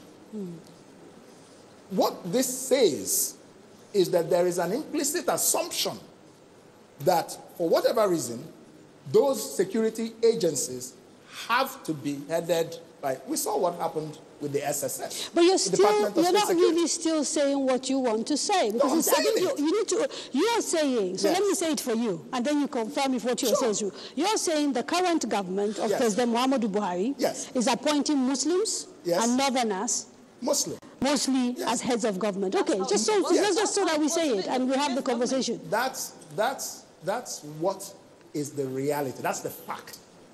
I'm saying that the Buhari administration is not making security leadership appointments on the basis of professionalism. And I can justify it. I can justify what I'm saying. Okay, so, but for someone who said you want to make appointments based on merit, you're making a big deal of the fact that you say is only a certain section that has, because he could argue he actually appointed on merit, and that's why you don't have that balance that you are looking for. No, he said he appoints people based on those he can trust. That's what the president said. His government appointments from the beginning were very heavily skewed, and when he was challenged, look, the secretary to the government of the federation is from where? The national security advisor is from where? The chief of staff. Let me finish. Hang on. The chief of staff is from where? No. Secretary to the federal government is actually a Christian. So it's important that because, you know, please, there's no need splitting hairs. All three come from the same geopolitical zone. I, as president, will not do that. My SGF, my NSA, and chief of staff will come from 3 different political zones. They will never come, all 3 in the presidency, come from one zone. It's not going to happen. All right. So that's appointment. What else are we looking at in terms of because there's the Boko Haram issue in the northeast. Yes. There's the herder-farmer conflicts. Yes. There's the rustling of cattle and the banditry, which is taking place increasingly in the northwest. I'd like to hear your thoughts on those particular problems. My thoughts on these things is that national security is far more complex, as we have seen in reality. The Buhari administration has focused mostly on Boko Haram. And then we saw that the herdsmen conflict metastasized into a huge thing. Now you have bandits attacking Zamfara, Katsina, President Buhari's home state. The governor, just said recently that the state is surrounded by bandits. So the security of lives and property in this country has broken down. Okay, I'm going to have to stop you because I have to take a quick break. When we come back, we'll carry on talking. Yes. A popular saying in Nigeria goes that at the time a cockerel matures, it begins to crow to tell the world the time of day. This makes a crucial premise for all of us who have come of age, the youths, to lend our voices to a nation set to flip a new page, like the chance to vote and be voted for, whether being a youth, a woman, or a person with disability, and to do this in unity. And to anyone who hasn't been confident enough to exercise these rights, I beg, step out of the dark and come into the light. I mean, your participating in the electoral process is significant, a moment to behold, like that cock crowing in the morning to tell about a difference. No sit down look. Do something that will count today and be in tomorrow's books. The elections are coming. Register for and get your voter's card, your power card. As a citizen, and especially as a young lady or lad, lend your voice, use your voice, talk, say, and tell the world the time of day. My name is Natu Baba, and some people they say I be superstar.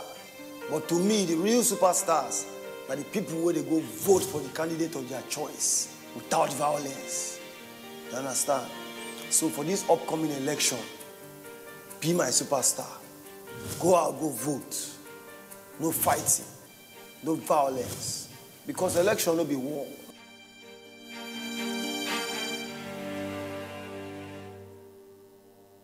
Hate speech is not a joke. It incites genocide and crimes against humanity. Most of Africa's civil wars are caused by hate speech from one tribe against another. We don't want it here. The Nigerian government stands firm against hate speech. Under no conditions whatsoever should we tolerate or excuse or justify hate speech or hateful conduct of any kind, especially where such is illegal. There's no doubt that the resurgent push for separatism, as well as the rising cases of ethnic and religious disharmony, are all traceable to the growing phenomenon of hate speech. One nation bound in freedom, peace and unity. Nigeria, one nation, one people. This is a public service announcement brought to you by NTA. The Candidates, a presidential town hall co-production between Daria Media and NTA, supported by the MacArthur Foundation. Kingsley Moghalu and running mate Omar Getso of the Young Progressive Party, Muhammadu Buhari and running mate Yemi Osinbajo of the All Progressives Congress, Omoyele Sowore and running mate Rabiu Ahmed Rai of the African Action Congress, Atiku Abubakar and running mate Peter Obi of the People's Democratic Party. Moderator Kadria Ahmed. Dates starts Wednesday, 9th January 2019 with the candidates of the Young Progressive Party. Town hall venue, Sheraton Hotel, Abuja, from 7 to 9 p.m. The candidates will be broadcast live on NTA and other partner TV and radio stations, as well as streamed online on NTA and dtv.media.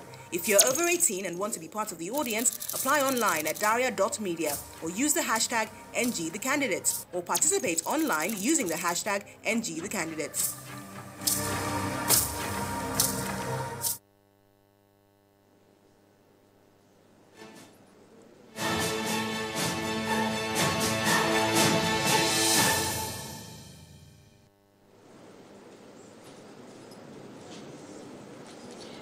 Welcome back. You are watching The Candidates, brought to you by Daria Media and the Nigerian Television Authority with the support of the MacArthur Foundation. And we are speaking to the presidential and vice presidential candidates of the YPP.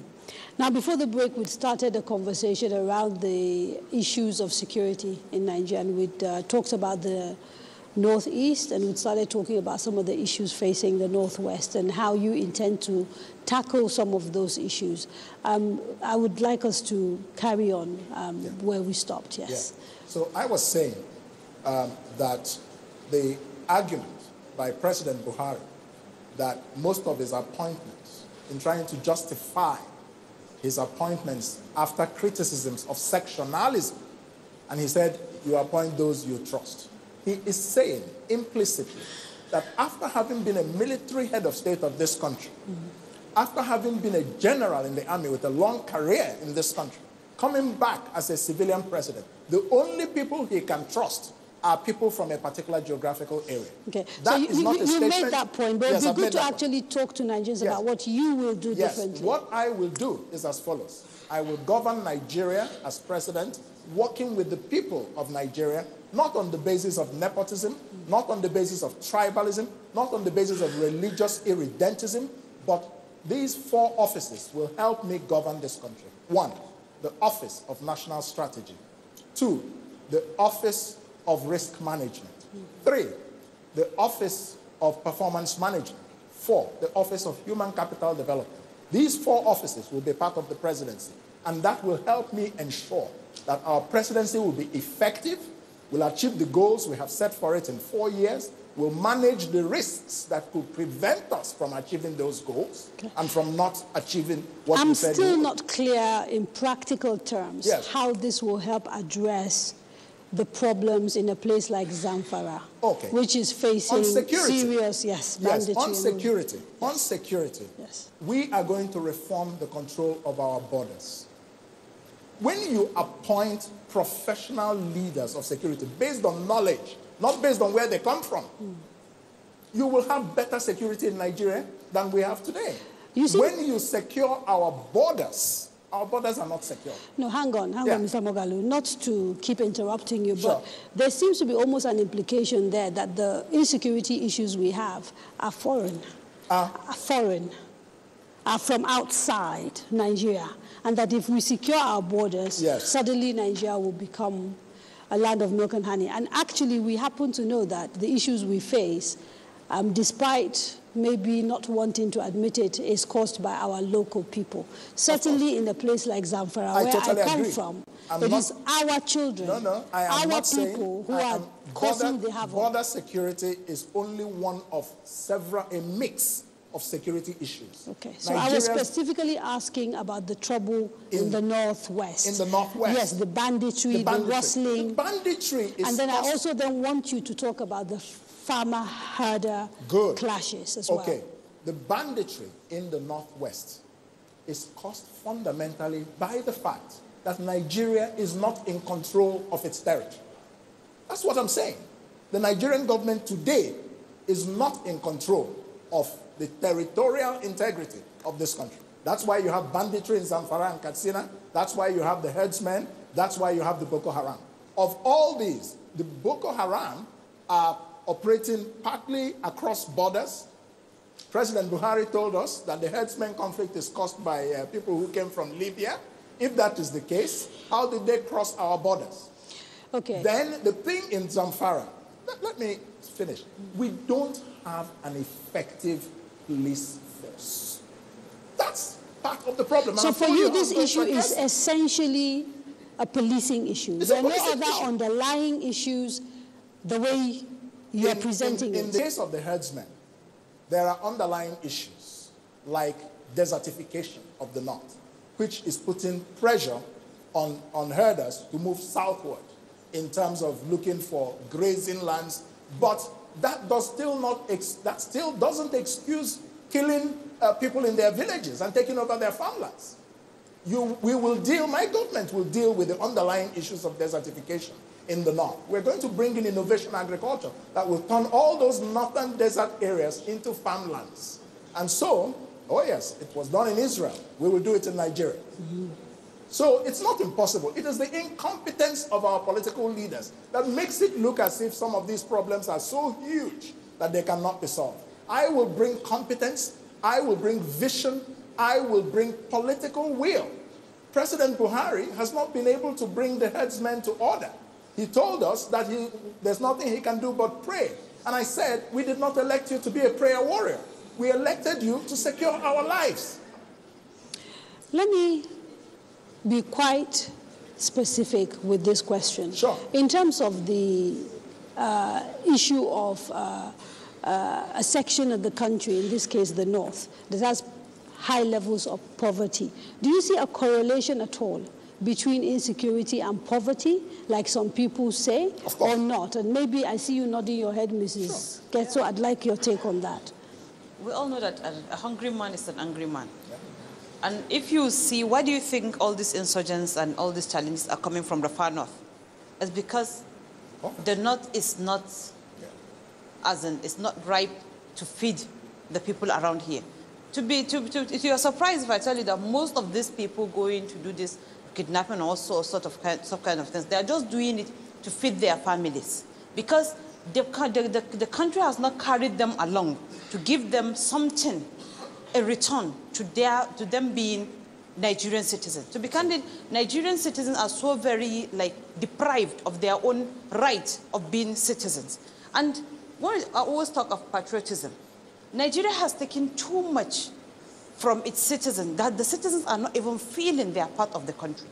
Because if you see a typical man, I can remember when we were in secondary school, there's this thing, you see people, when there's a riot or whatsoever, you see people breaking the government property and calling it Kayan Baba Gomnati.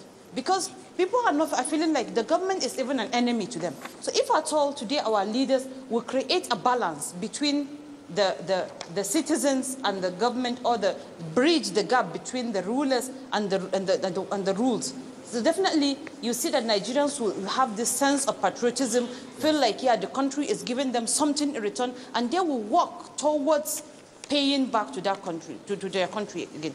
Let's take the example of military men and our armed forces that have been killed along the line, or they have been injured and they are no longer useful now in the society. What has the government offered to their families? So I'm very sure they have this in their mind. If I sacrifice my life today, in the course of, making my country a better place or guarding the lives of others, what's my destiny tomorrow? Okay. So to be candid, this whole thing, they are going hand in hand. The country, the poverty, and the insecurity are all things they're all related. Okay. Now, let me take one, maybe two last questions, because we're running out of time very quickly. There's a gentleman in the hat right at the back. I want to go to, no, sir. Yes, you, stand up, yes. Please come. Then let's get two more people quickly behind him so that we are quick. We are running out of time. Yes, please. Quickly, quickly, your name and your question. And the gentleman right at the back, that gentleman there. Please stand up, sir. And then you, finally, just four. Hold on. Yeah, so, okay.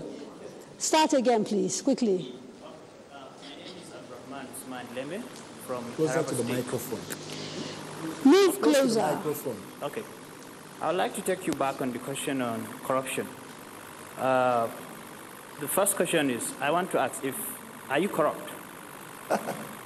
Simple. And the reason why I ask this question is, I stumbled on an article on the internet. I was researching about you before I come here. So in 2014, when the then CBN governor, your ex-boss, was sacked by Goodluck Jonathan, you granted an interview with the Independent newspaper. And in that interview, you seem to have endorsed that suspension by the then president. And you cited in the interview, you said the then CBN governor has assumed a role of a political activist. I'm not sure if I got it correctly. Yeah, okay.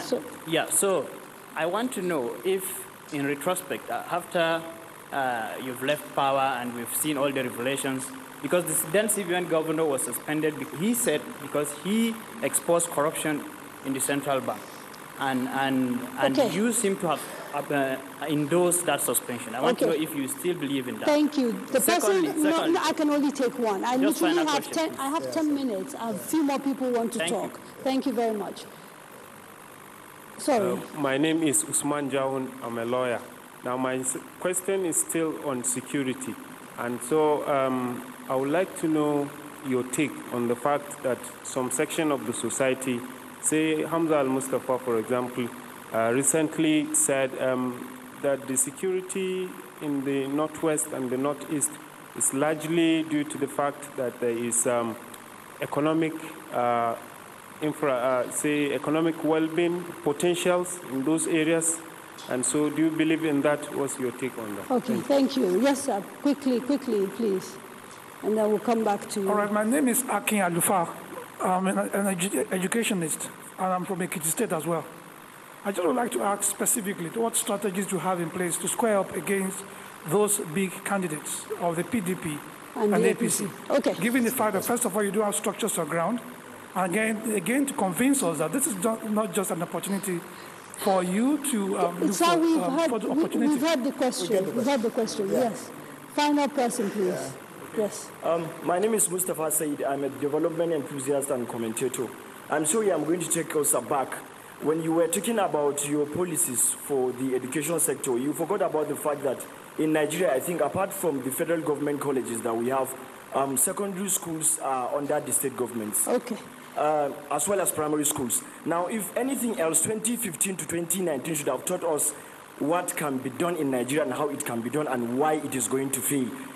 Mr. Kingsley Moghalu, you are running for the office of the President of the Federal Republic of Nigeria. Should you win and then no any other candidate from YPP emerge as governor, how can you implement these educational policies, given that you don't have one single state governor to help you achieve the change of policy at secondary and primary school level? That is my question. Quick questions, Quick. The CBN issue is important because it's about institutional autonomy and independence, yes. Yes, absolutely. Now, concerning the CBN issue, is going back to history. What happened was a simple disagreement of principle over not the substance of the issues of that day, of the time. No, it was just a disagreement over approach. That's it. And those differences have been resolved. Yes? Yes. Yes. And I quote, you said the lesson that can be drawn from it is the limits of central bank independence. Yes. There's a very thin line between central bank independence and political posturing. You seem to imply in that quote that independence has limits. And in a country where we talk about weak institutions and the fact that we need to grow strong institutions in order to ensure that politicians do not railroad those institutions, it's a bit odd that you talked about limits to independence. Let me clarify. Okay. The quote itself tells you what the issue was about. The issue was not about whether I was endorsing corruption or not. Somebody asked a question. Of course I'm not corrupt.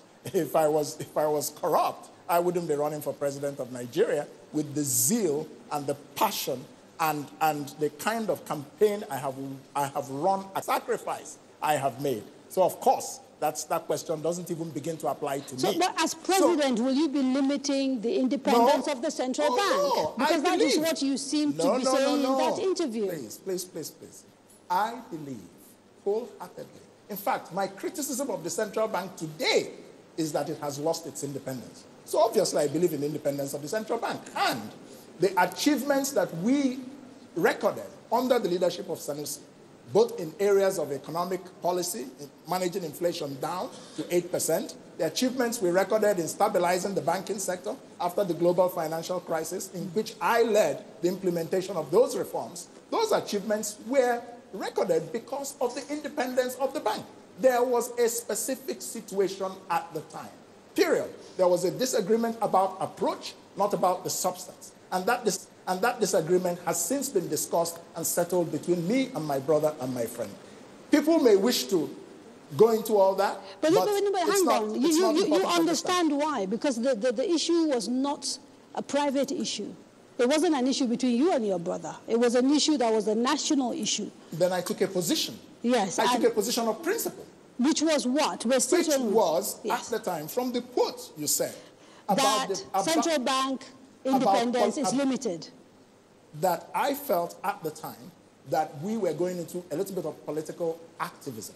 That's all. It was a matter of interpretation. Okay, let's move quickly to the other questions that were asked. The gentleman who says you don't have anyone in public office, if you are voted, you don't have governors. So he said we don't have government, but we do have gubernatorial candidates all over. I'm very sure even APC today doesn't have 100% governors in all across the 36 states. So he can't say, you can't predict. It's like you're making a predictions. So how many? We have over 300 candidates. 16 candidates for governor, 22 candidates for Senate, 55 candidates for House of Reps, and nearly 200 candidates, or more than 100 and something candidates for state houses of assembly. Many of them will win. Therefore, the YPP will be part of the structure of the government of this country in 2019. Let there be no doubt about it. So we are a real political party, a movement of real people on the ground.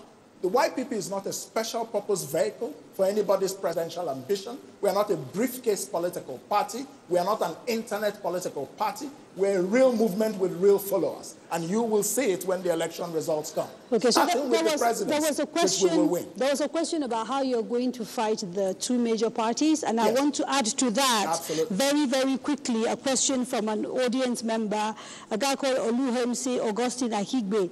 He said, why did you not work with other parties to produce a single alternative candidate to give yourselves a better chance of taking on essentially these two big parties that we're looking at? Well, first of all, I want to be very, very clear that we will defeat President Muhammadu Buhari at the ballot box in February. Okay. Let's please, I want to be very clear. Please. The reason is simple. Okay. The reason is simple. People are tired of the old recycled politicians in this country. So APC will go, and the PDP is not an option because they too have failed. You don't jump from frying pan to fire. What Nigeria needs now is a modern technocratically competent presidency with a world view of transformation. Okay. That's what we need. We don't need old recycled And politicians. if you lose, will Now, you accept the results? Because you do have a history of not accepting results of you're wrong. elections. No, you're wrong. You are wrong. I tell you, and I put it to you, as the lawyers would say, you are flat out wrong. If you are part of a process, of an electoral process, of any sort, even a straw poll like what you were referring to, and you have reasons to doubt the integrity of that process, even people who contest a normal election, if the election was rigged, they go to court and they have a right to do so and they can reject the result. Is that not so? Okay, so this is basically what you're saying. If these elections happen and you lose, what happens?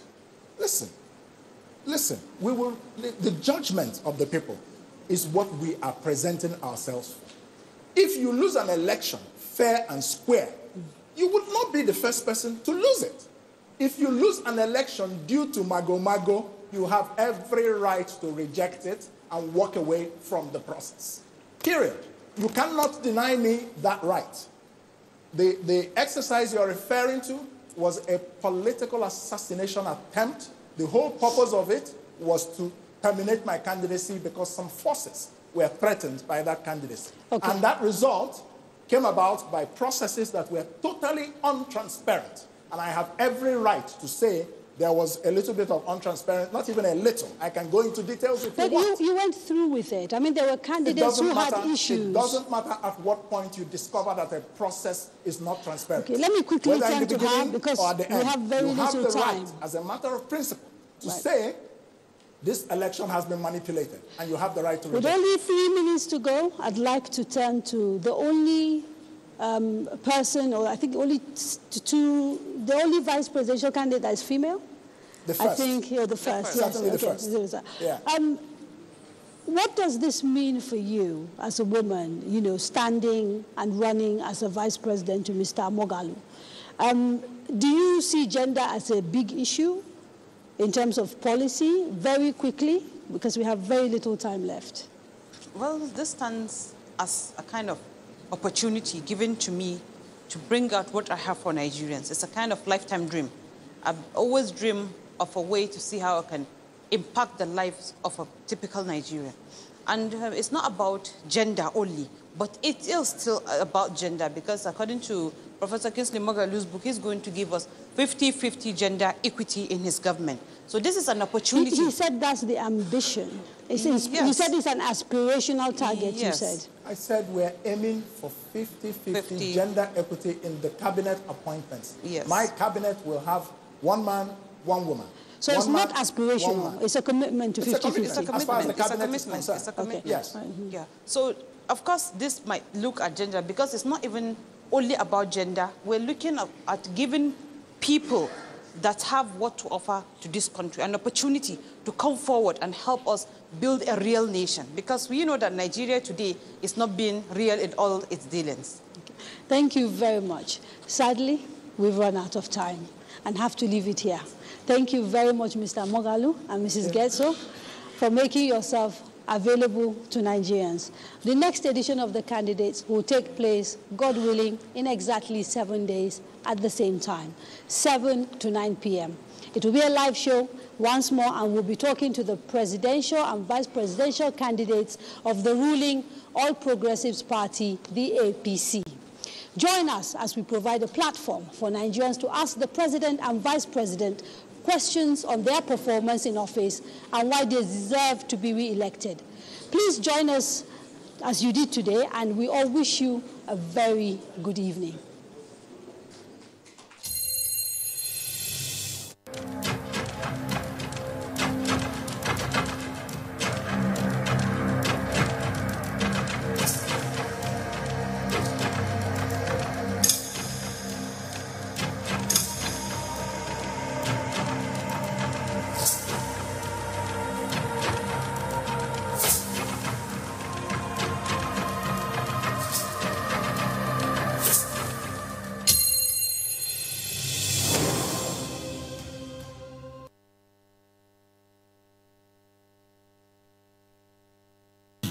is not a joke.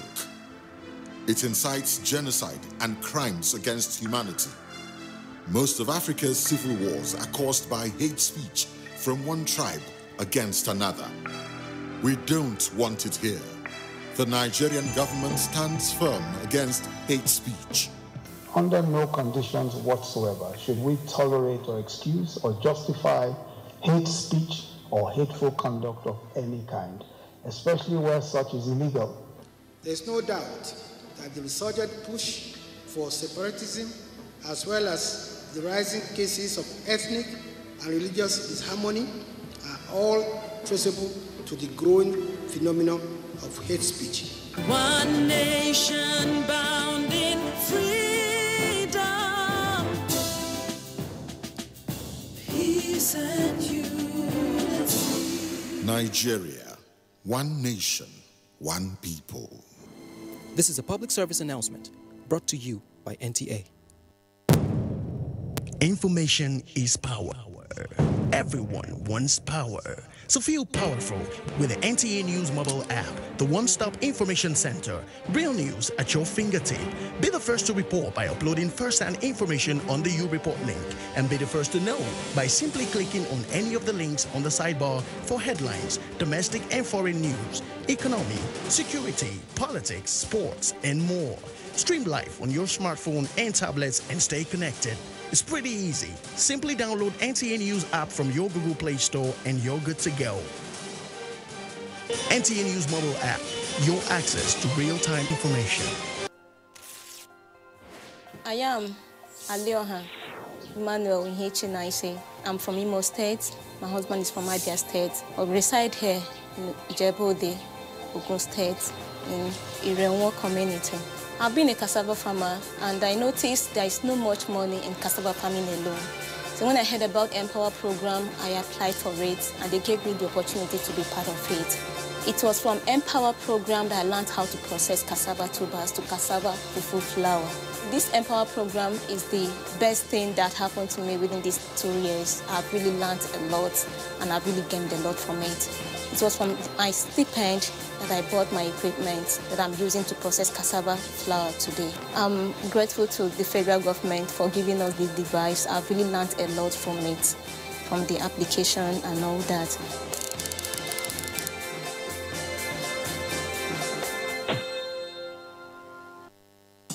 I am Adeola Omokibi, and the program you're watching is Sports Real. Keep a date with us. Fans, they don't understand the rules or the laws of the game. Hello and welcome to that program of yours on the NTA Sports Channel, Knowing Golf.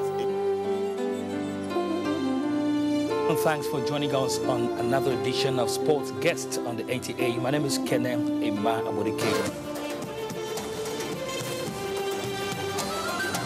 Welcome indeed to Saturday Sports Arena on the NTA Sports 24. It would not be if you continue to just have these vague means of saying these are the yardsticks I want to use. League Service, a program designed to bring you up to speed with happenings in Nigerian football leagues.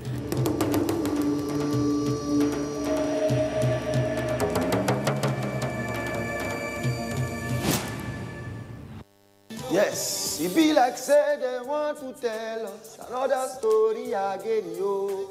Now so, you know, say people they say I'm the superstar. But for me, the real superstars are those people where they go vote for the candidate of their choice without violence. So for these upcoming elections, be my superstar. Vote. No fights. No violence. Because the election will be won. We work together so the future will be brighter. If you hear a bomb explosion or gunshots of an active shooter, that might be a terror attack. At such times, always remember 3 action words. Run, hide, report. Don't try to run towards the terror scene to save the situation, because there might be a second bomb blast or another attack. Run far away and take cover. Make sure you are safe first. Yes, it is in our nature to sympathize over the hurt, but remember, only trained personnel can help in such situations. When in a secured environment, promptly call relevant authorities and help will come. For anonymous reporting, call 09630-3250-5 or 0813-2222-106. If you see something, say something. Nigeria unite against terrorism. This message is brought to you by the Federal Ministry of Information and Culture. You don't do. I don't tire for all the things where you do. Blood don't be right. You the yarn of pata. Sure you think say na only you feel booga. I go show you. This matter don't pass, be careful. You dey show yourself all these years. I just dey look you. This time you go know the kind of person we are. I've been the watch as you dey try scatter my future. The future where I dey try organize for myself. Small. Now him you dey try kill abi? Not to kill, scatter, and destroy my pearls always the agenda, abi? Oh, but you know, Fito, not this time. I don't set my own agenda. I know how way your agenda go fit past my agenda. Because my agenda strong past your agenda.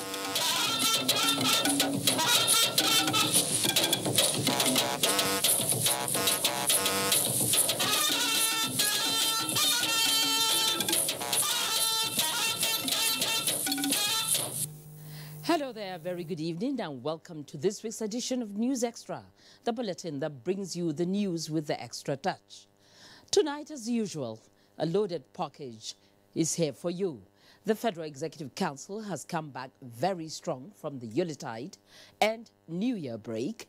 Major decisions are on the table and we shall bring them to you. You know, it's now politics full-blown. So, politics we shall talk. And there is plenty of it in the news tonight. For the regulars on this bit, you know we have business news and business-related stories. But today we shall be focusing some attention on transportation, especially roads construction. Well, the python has risen again, and it's dancing all over the country. We'll tell you about that too. The health sector is not left out. Today, as we have some good news from Kano, Lagos and Abuja. You don't want to miss that. As usual, there is the sports segment and tomorrow's weather forecast. Now, the cold in this part of the country is becoming a source of worry. Find out if it's going to be cold and dusty or just cold. That's the outlook tonight. You're welcome. I am Fatima Abbas Hassan, and this is News Extra. Now, the first major contract for the actualization of the Mambila hydropower project in Taraba State has been approved by the Federal Executive Council. It is the engagement of 9 land surveying companies at more than 812 million naira to demarcate this specific area of land to be affected by actual construction work on the project. State House correspondent Adamu Sambo reports that the council has also approved a new policy document towards enhancing maintenance culture in the country.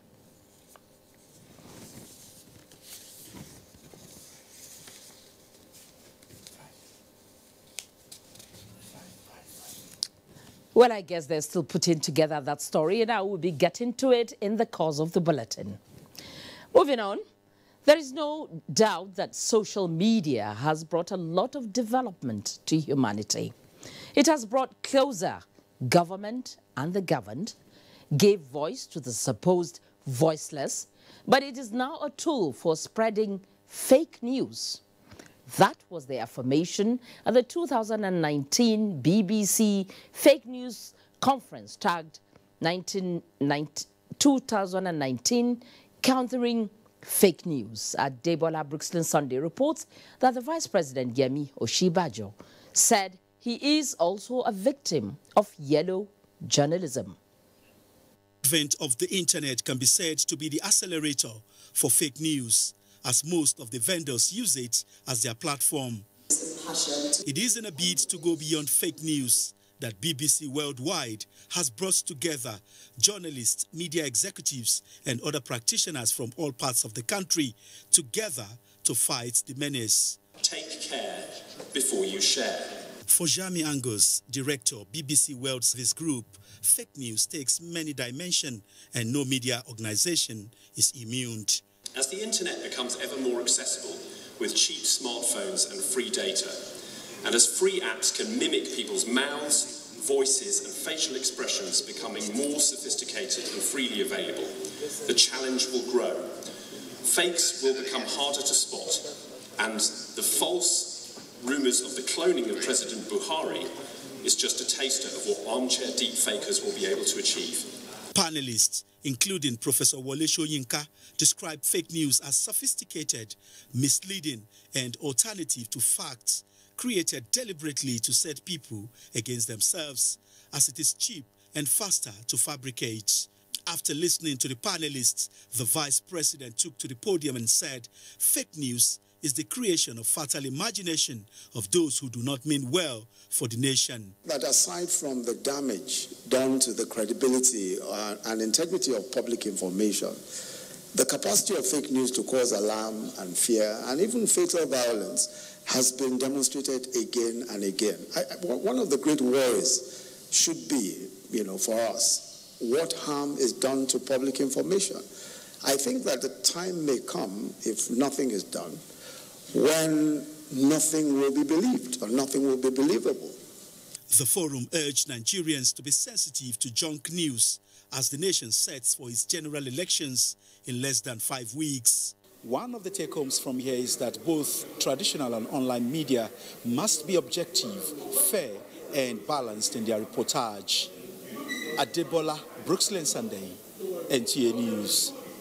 And we now take you back to our earlier story in which we told you that the first major contract for the actualization of the Mambila Hydro Power Project in Taraba State has been approved by the Federal Executive Council. It is the engagement of 9 land surveying companies at more than 812 million naira to demarcate the specific area of land to be affected by actual construction work on the project. State House correspondent Adam Sambo reports that the Council has also approved a new policy document towards enhancing maintenance culture in the country. This is the first meeting of the Federal Executive Council in the year 2019. With President Muhammadu Buhari presiding, members considered and approved several procurement and policy memos aimed at enhancing the nation's economy for sustainable growth and development. The land demarcation contract awarded to 9 surveying companies is a critical step towards the main construction of the Mambila Hydropower Project. Yes, Mambila is a hydropower project, but it is also a critical economic intervention for growth of the economy, for employment, and for competitiveness of the national economy. So when you see Mambila, see jobs, see a 5-year construction period where almost $6 billion will be spent in Nigeria. Already, the minister said, even before advertising, the government has received expression of interest from about 130 different categories of Nigerian businesses. The Federal Executive Council also approved a national public building maintenance policy and framework as a deliberate effort towards releasing the nation's maintenance economy.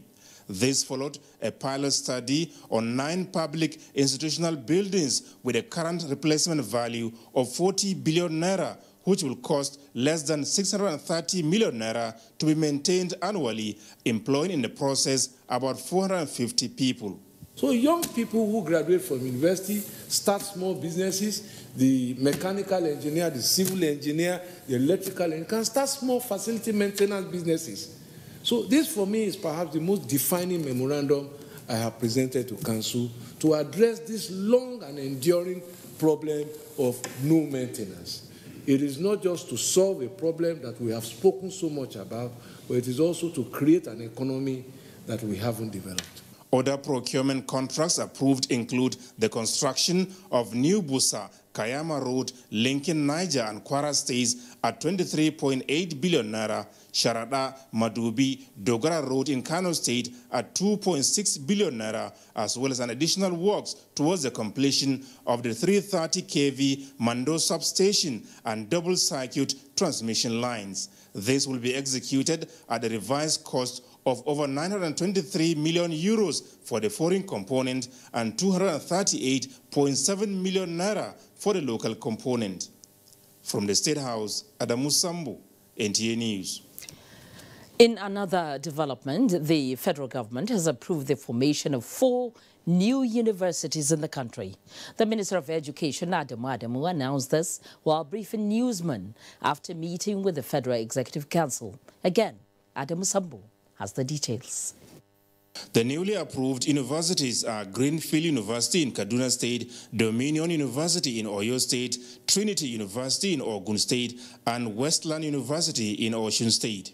All the 4 have satisfied the criterion for the establishment of universities. They have submitted their academic briefs, their master plan, and evidence of facilities, and they have been granted licenses.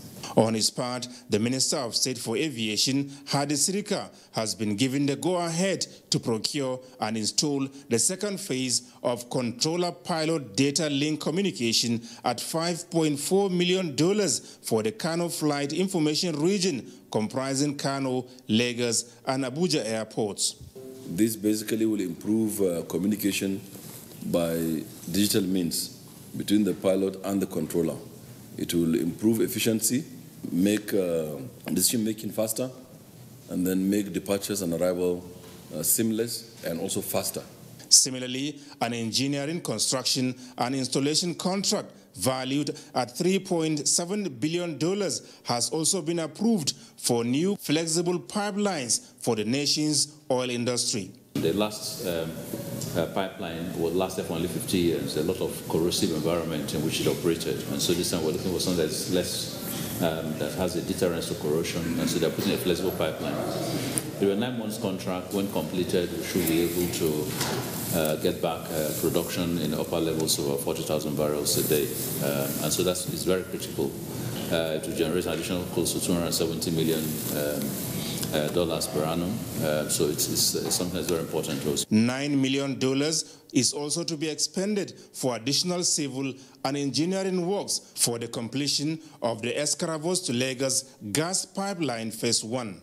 That pipeline is so critical. It is what helps us move stranded gas out of the Escaravos-Ogara region back into the Escaravos-Lagos pipeline, and so should continue the advantages we've raised in terms of gas supply for opposed to power supply.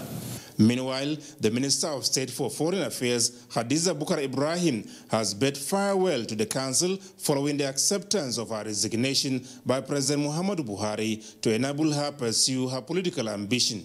This is a rare privilege. It is indeed a great honor to be chosen out of 200 million Nigerians to come and serve under a person that has high integrity, a person that has always been my mentor, a person that I respect very much. Hadiza Bukar Ibrahim from Yobe State is seeking to return to the House of Representatives and is expected to vacate office on the 14th of this month.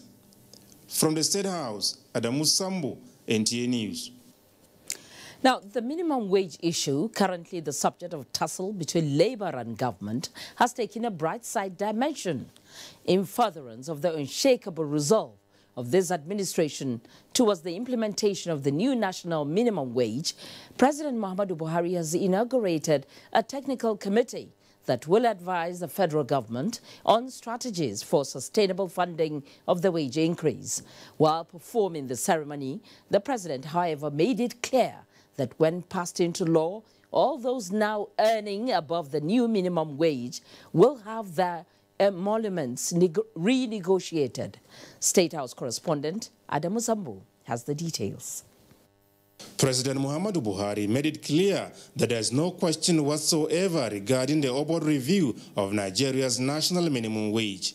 I am committed to a review of the minimum wage. We are currently working on the final series of steps leading to the submission of a national minimum wage amendment bill to the National Assembly. The president said even though the issue is in the exclusive legislative list, considering the prevailing economic challenges which made it difficult for some workers to get paid as and when due, state governments are being carried along in the negotiations for upward review of the workers' emoluments.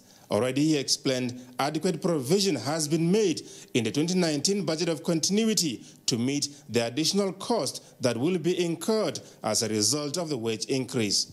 However, we anticipate that after the new minimum wage has been passed into law, we will be going into negotiations for salary review for all those who are already earning above the new minimum wage.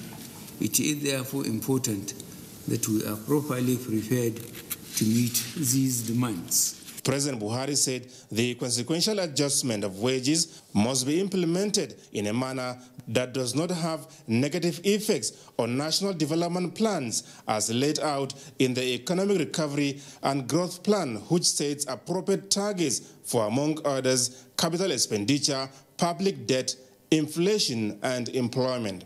It is absolutely important that the implementation of a new minimum wage does not adversely affect these targets and thereby erode the envisaged gains for the workers. The technical committee therefore has, among other terms of reference, identifying new revenue sources as well as areas of existing expenditure from where savings could be made in order to fund the wage increase without adversely impacting the nation's development goals. An economist and financial expert, Bismarck Rewani, is the chairman of the committee, which has 4 weeks to submit its recommendations. The last time the national minimum wage was reviewed was in 2011. From the State House, Adamu Sambu, NTA News. And on the political front, President Muhammadu Buhari has reiterated his commitment to the elimination of corruption in campaign financing in the country, pledging that he will not authorize the use of any money from the Treasury for his re-election campaign. A statement by the Senior Special Assistant to the President on Media and Publicity, Garba Shehu, said the President directed Cabinet Ministers during the Federal Executive Council meeting to take advantage of technology to reach out to voters on the need to return the All Progressives Congress-led administration in next month's general election. And as the 2019 elections loom, realignments, adjustments, and movements have continued to characterize the build-up. The latest is a big fish as far as the APC is concerned. What bigger fish than the Deputy National Chairman North of the People's Democratic Party, PDP, Babayo Gamawa, who moved to the governing APC alongside a member of the Board of Trustees of the PDP, Kaulahan Aliyu. The duo, led by the Bauchi State Governor, Muhammad Abubakar, were received by President Muhammadu Buhari. The report. President Buhari and his guests held a strategic meeting that lasted over 30 minutes behind closed doors. Senator Gamawa, who until now the second highest ranking member of PDP National Working Committee, spoke to NTA News on reasons for his decision to abandon the PDP. As a Nigerian, I want what is good for the country. I want the unity of my country, and I want developmental, efforts in Nigeria. So your defection has nothing to do with your suspension by the PDP? Not at all. Not at all. My conscience has been telling me that place is not the best for me. Then why APC? APC because I believe in President Muhammad Buhari. I believe in what he has been doing for this country right from his military era up till to date. So I want to be part of the developmental, effort that will make Nigeria a better country. I believe among all the contestants, nobody can come near the integrity and honesty of Mr. President. So I feel with what he has done into the entire Northeast in terms of security and in terms of offering appointments, and with this level of honesty and integrity, I feel in myself I should go where it is. And I will do the best I can for him to emerge as a president come 20 minutes. Have come to pledge their support for Mr. President, for what Mr. President has been doing to Nigeria. They are appreciative particularly coming from the northeastern sub-region. Everybody from the northeastern sub-region knows the yeoman's job that Mr. President has been doing to bring back peace to that region. So how do you feel as the governor of Bauchi State having them? You can see I'm very, very elated because with these two gentlemen, I can go to sleep with my two eyes closed, so to speak. It will be recalled that barely 24 hours ago, prominent members of the various PDP support groups from the Northeast defected to the APC with a promise to work for the re-election of President Muhammadu Buhari. Well, it's 38 days to the D-Day, and I guess you know what I'm talking about. Yes, the 2019 general elections. At moments like this, nothing surprises anyone. Sometimes such surprises could be cross-carpeting of political bigwigs or rulings from the courtrooms.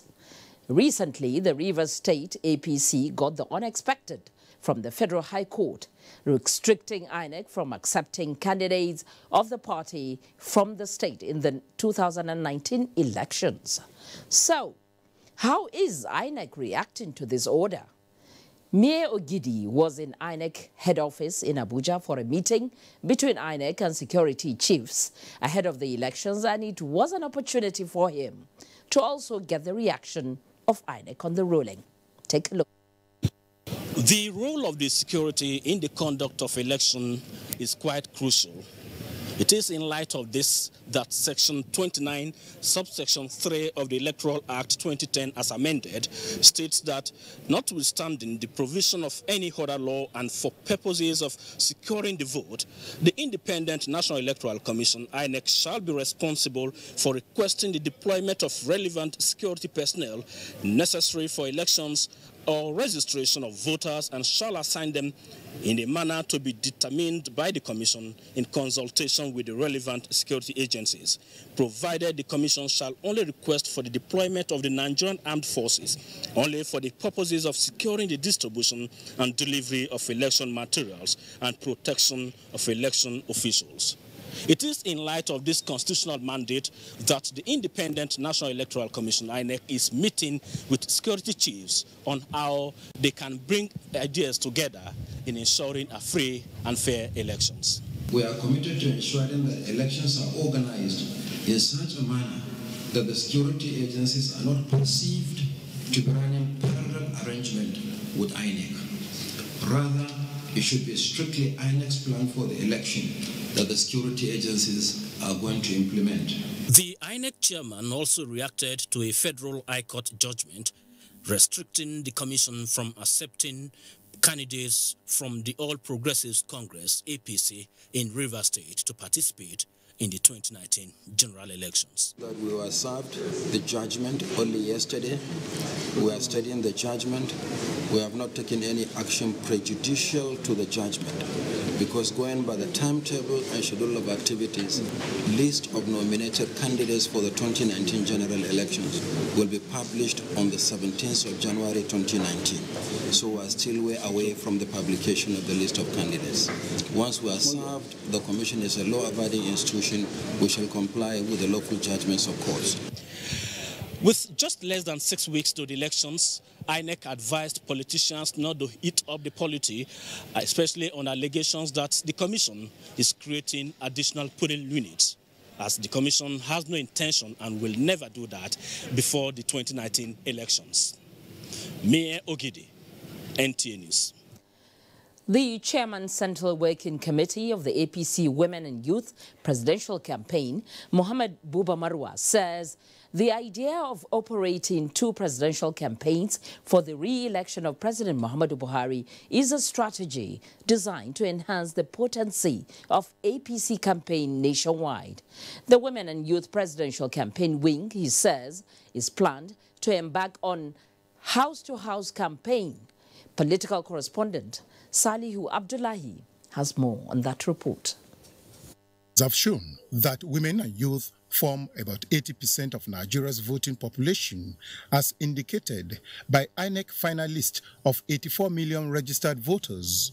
The Buhari Support Organization says it derives confidence from the overwhelming grassroots support across the country and the achievements recorded by the APC administration within 4 years, which distinguished President Muhammadu Buhari as a unique candidate.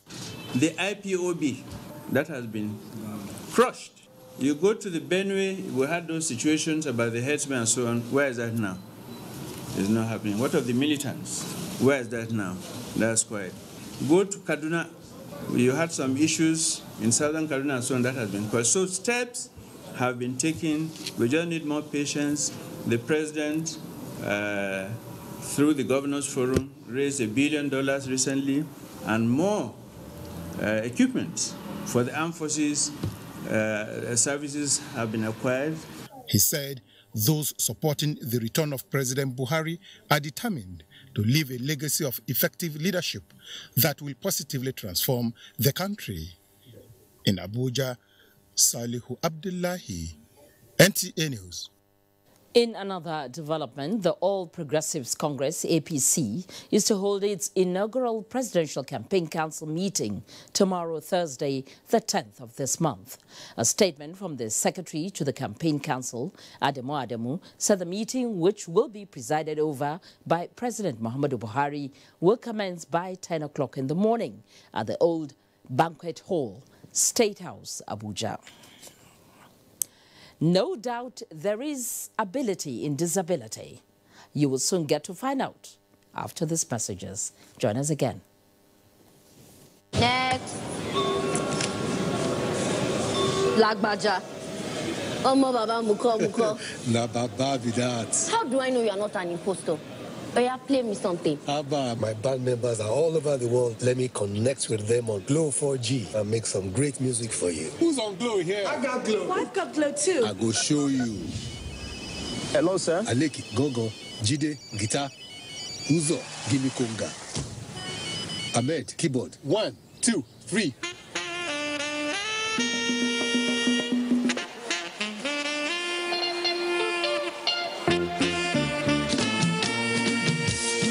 No matter where you are in the world, rest assured, Glow has you covered. Glow Oga SIM, the unrivaled big boss of data. Upgrade to a 4G SIM for free and get 125% bonus. Also enjoy 25% data bonus on all auto renewals. Dial *777# to choose a... APC! Change! APC! Change! The All Progressives Congress APC in Gombe State cordially invites the general public to the flag-off of the APC gubernatorial campaigns in Gombe State on Thursday, 10th January 2019. Time, 12 noon prompt. Venue, Chief Olusegun Obasanjo Stadium, Kaltungo, Gombe State. Dignitaries expected at the event include Vice President, Federal Republic of Nigeria, Professor Yemi Oshinbajo, SAN, National Chairman, All Progressives Congress, Comrade Adams Oshomole, Secretary to the Government of the Federation, Boss Mustafa, among other national and state party leaders of the All Progressives Congress. Come and be part of this epoch-making event to signal the integration of our state into the national polity. Organizing Committee Announcer.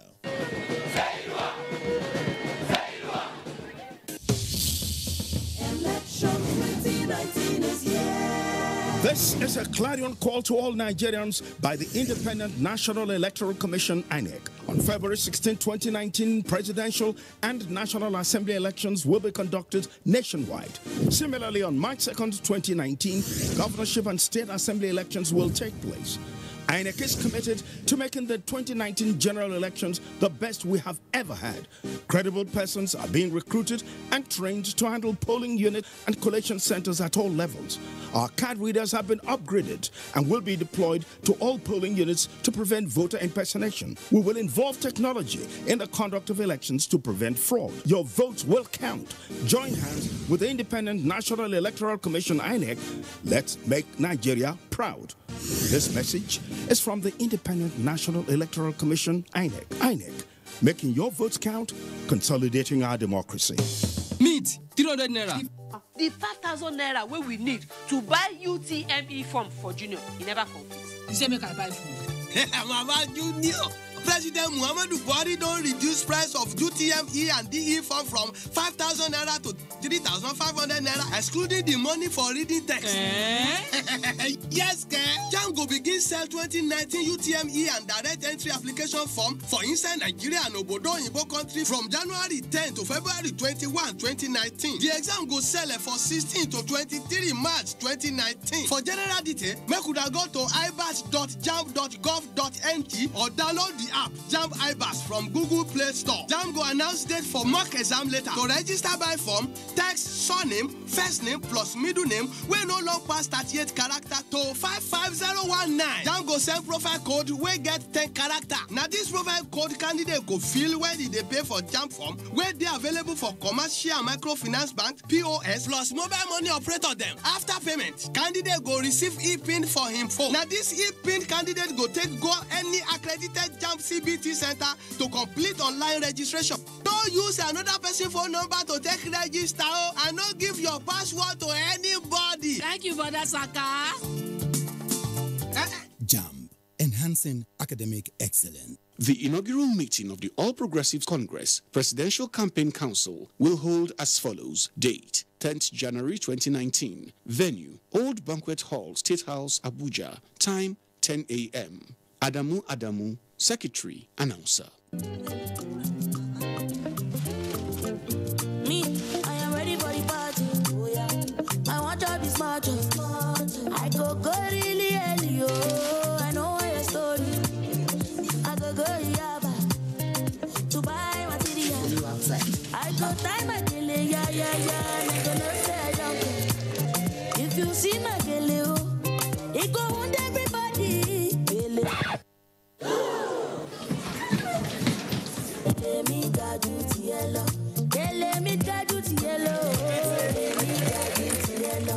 Let me guide you to yellow. 3G is great. 4G is better. You don't know what you're missing till you experience it. Upgrade to a 4G device and SIM, SMS Get to 141 to enjoy double data on Nigeria's widest 4G network. Airtel, the smartphone network. It's good to have you join us again on NTA News Extra tonight. We'll still continue talking politics. The National Publicity Secretary of the All Progressives Congress, APC, Larry Issa Onilu, says the party will continue to take pride of the modest achievements of the Buhari administration in 4 years. Political correspondent Salihu Abdullahi reports that the party's spokesperson, while addressing journalists in Abuja, highlighted the commitment of the Buhari administration and its efforts in paying attention to inherited infrastructural projects across the country. This, he noted, has increased people's confidence on the party's ability to sustain the tempo beyond 2019, as indicated in the support APC is enjoying from the electorate ahead of the 2019 polls. He challenged the opposition party to showcase records of development since 1999 to justify the nation's resources within the same period. Many of the leaders of PDP must have traveled on the Abuja-Lokoja Expressway that was awarded in 2001 when Atiku was the vice president. What explanation did they have for the people of Kogi State that less than 200 kilometers road was not completed for 15 years while the party was still in power? Did it worry their conscience when they cited the Sukuk billboard on the road showing how President Muhammadu Buhari is completing the project? The APC Presidential Campaign Council, he agreed, is well positioned to deliver electoral victory for all its candidates. In Abuja, Salihu Abdullahi, NTA News. Well, there's no doubt that the 2019 general elections is around the corner, and expectedly, candidates of various political parties have continued to canvass support from the electorate. For the presidential candidates of the African Action Congress, Omoyele Sowore, and that of Social Democratic Party, Professor Jerry Gana, it is an opportunity to move the country forward if Nigerians swing their votes towards them. Daniel Adirie has more on that. Space continues to witness heightened activities ahead of the 2019 general elections, as political parties are leaving no stone unturned in a bid to get the votes of electorate. Presidential candidate of the Africa Action Congress, AAC Omoyele Sowore, and his running mate explained that managing Nigeria's human and natural resources is one of the main tasks that they intend to address if elected. The federal government just said they made 5.7 trillion naira just from taxes alone through the Federal Inland Revenue Services. You know, customs is making money. JAMB made a lot of money. This time around, snakes did not swallow their profit. So we have enough money to take care of our needs in Nigeria, but we don't have the right people managing our resources. I'm sure you've seen the documentary that BBC did last year. You know, a lot of issues with drugs, because an idle mind, they say, is a devil's workshop. So let them be builders, let them be painters, let them be. So that's what we intend to use. This federation is over-concentrated at the center. Because of our years of military rule, so many functions have been sucked into the center. We must now agree to devolve power to the federation. We decided to go deep down to the polling units, right there. That's where we are doing our campaigns. Nigerians will be shocked what will come out of it. Both candidates promised to reverse the infrastructural deficit of the country and also revamp the economy. In Abuja, Daniel Adiriye, NTA News. Who says there is no ability in disability? Then that person needs to think twice, because among people with disabilities lie great potentials waiting to be harnessed for national growth and development. Little wonder Franklin Roosevelt, though crippled, ruled America on a wheelchair as president. That's the kind of opportunity the Joint National Association of Persons Living with Disabilities in Nigeria require to prove their worth in the next political dispensation and beyond. Momso Damien Dati reports that their convergence in Abuja was to drive home this point. Journey to Abuja from all the states of the Federation are visually impaired. The deaf, crippled, lame, and other forms of disabilities. Their mission at this town hall meeting is to discuss issues bordering on their well-being.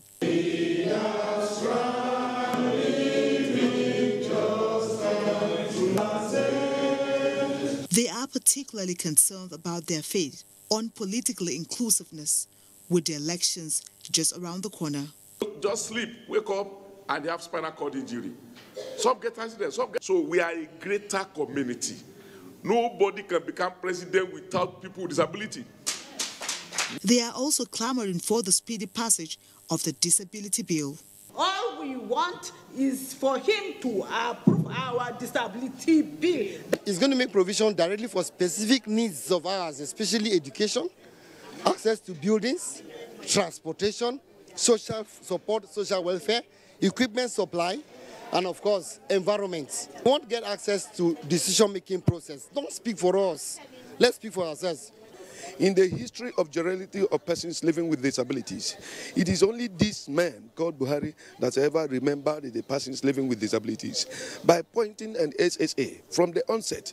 To organize our members all over the nations to canvass support for Mr. President to forge ahead forthcoming elections. They need to hear more from them as a community. With more than 2 million members nationwide, the group is optimistic that their votes will go a long way in deciding who becomes worth in Nigerian elections. Momso Damien Ati, NTA News. Well, more power to your elbow there. I'm sure if you continue on that note, you'll surely get there. Now, ahead of the 2019 general elections, the electorates are reacting to the buying of permanent voter cards by some politicians. Mohammed Abdul Qadir examines the implication of buying of PVCs. 1 million voters. How many of those 84.4 million registered voters have collected their PVCs? We are watching very closely the trend in which some people have been systematically going around depriving citizens of their PVCs, or in exchange for for some amount of money collecting the PVCs or collecting the voter identification numbers, believing that the system can be hacked into.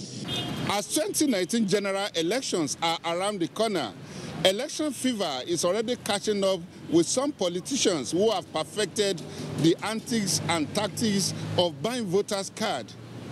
What are members of the public saying about this? Those who are actually selling their votes are not doing the right thing. Those people who are selling their voters' card, they didn't know their tomorrow, and they are selling their child tomorrow. What are the implications for participatory democracy and the coming election? A situation where registered voters fail to pick up their voters' card at INEC. Then we are depriving ourselves that's our fundamental duties to the state. Not picking up your voters' card is actually not good enough for democracy. The implication is that because when there's anything that is going wrong, they may not be able to complain because they did not come out to pick their card or vote. Meanwhile, INEC in Lagos revealed that over 5 million permanent voters' cards have so far been collected. Collection is improving. I made bold to say it's improving. And we believe people will still come out more to come and collect their cards before the general election. According to the popular political parlance, your vote is your power, and you can only exercise your franchise by having your voter's card and by not selling it. From Tafawa Balewa Square, Lagos, Muhammad Abdel Kadri, NTA News. Many thanks, Muhammad. Now, transportation is one sector critical to human existence. Experts give government thumbs up. Stay with us for the details after this timeout. Practically affords a level playing field for everyone who carries the will and courage to lead a people in the right direction. I wish to call on women to go and spread the good news and accomplishment of the present administration. Women inevitably are the right source to pave this path that can bring good governance, structural stability, rapid economic growth, and basic human rights to all its citizenry. There is no better time than now to experience their prowess in this era, when women all over the world are showing that they have the right tools to build a nation. The Buhari-led administration and APC have aligned with its purpose to involve women with the right vision. The idea is not just for participation, but inclusive participation. We can exert more power than we would have individually in garnering the majority of registered women and youth voters to vote for the Buhari-Osinbajo team come 2019. This is what change is all about. This is the vision of the All Progressives Congress. This is for a new Nigeria.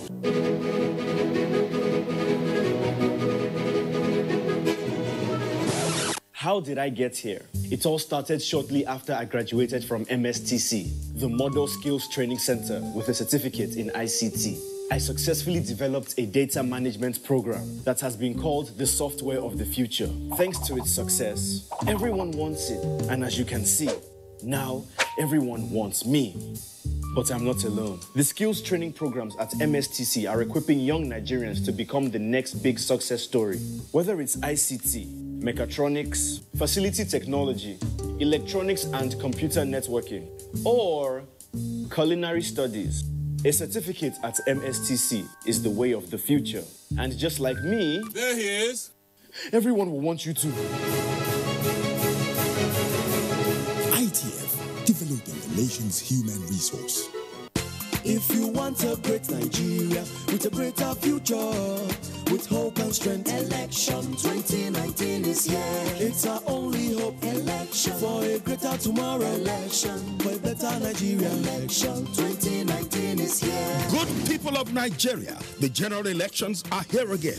Be good Nigerians. Let's do what is right. Do not sell your vote. Do not buy anybody's vote. Vote buying and selling amount to bribery. They are criminal acts and election malpractices. Offenders will be arrested, prosecuted, and jailed. So, vote according to your conscience. Shun all forms of election malpractices. Vote for the candidate of your choice. This message is from the Independent National Electoral Commission, INEC. INEC, making your votes count, consolidating our democracy. For a better Nigeria, election 2019 is here.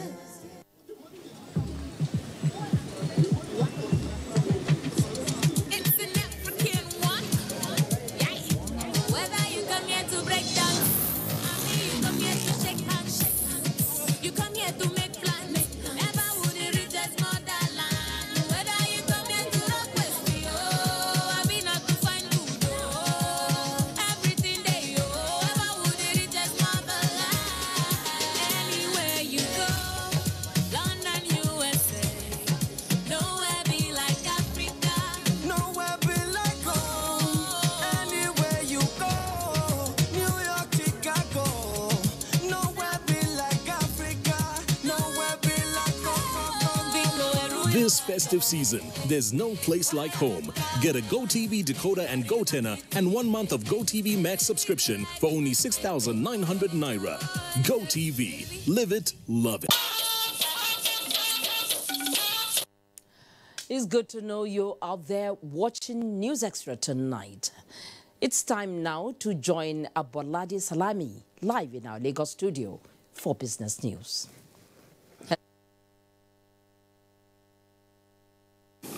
Thank you, Fatima. Good evening and welcome to Business News. The Federal Inland Revenue Service says it generated 5.20 trillion naira in 2018, the highest in the country's history so far. Chairman FIRS Babatunde Fowler at a retreat in Lagos said the non-oil sector contributed 2.467 trillion naira as against the oil revenue collection of about 2.85 trillion naira. So certainly, our non-oil tax revenue is growing in absolute figures. Between 2016 and 18, in 2016 it was 2.149, in 2017 2.5, and 2018 2.852 trillion. This also demonstrates the diversification of the Nigerian economy by the federal government.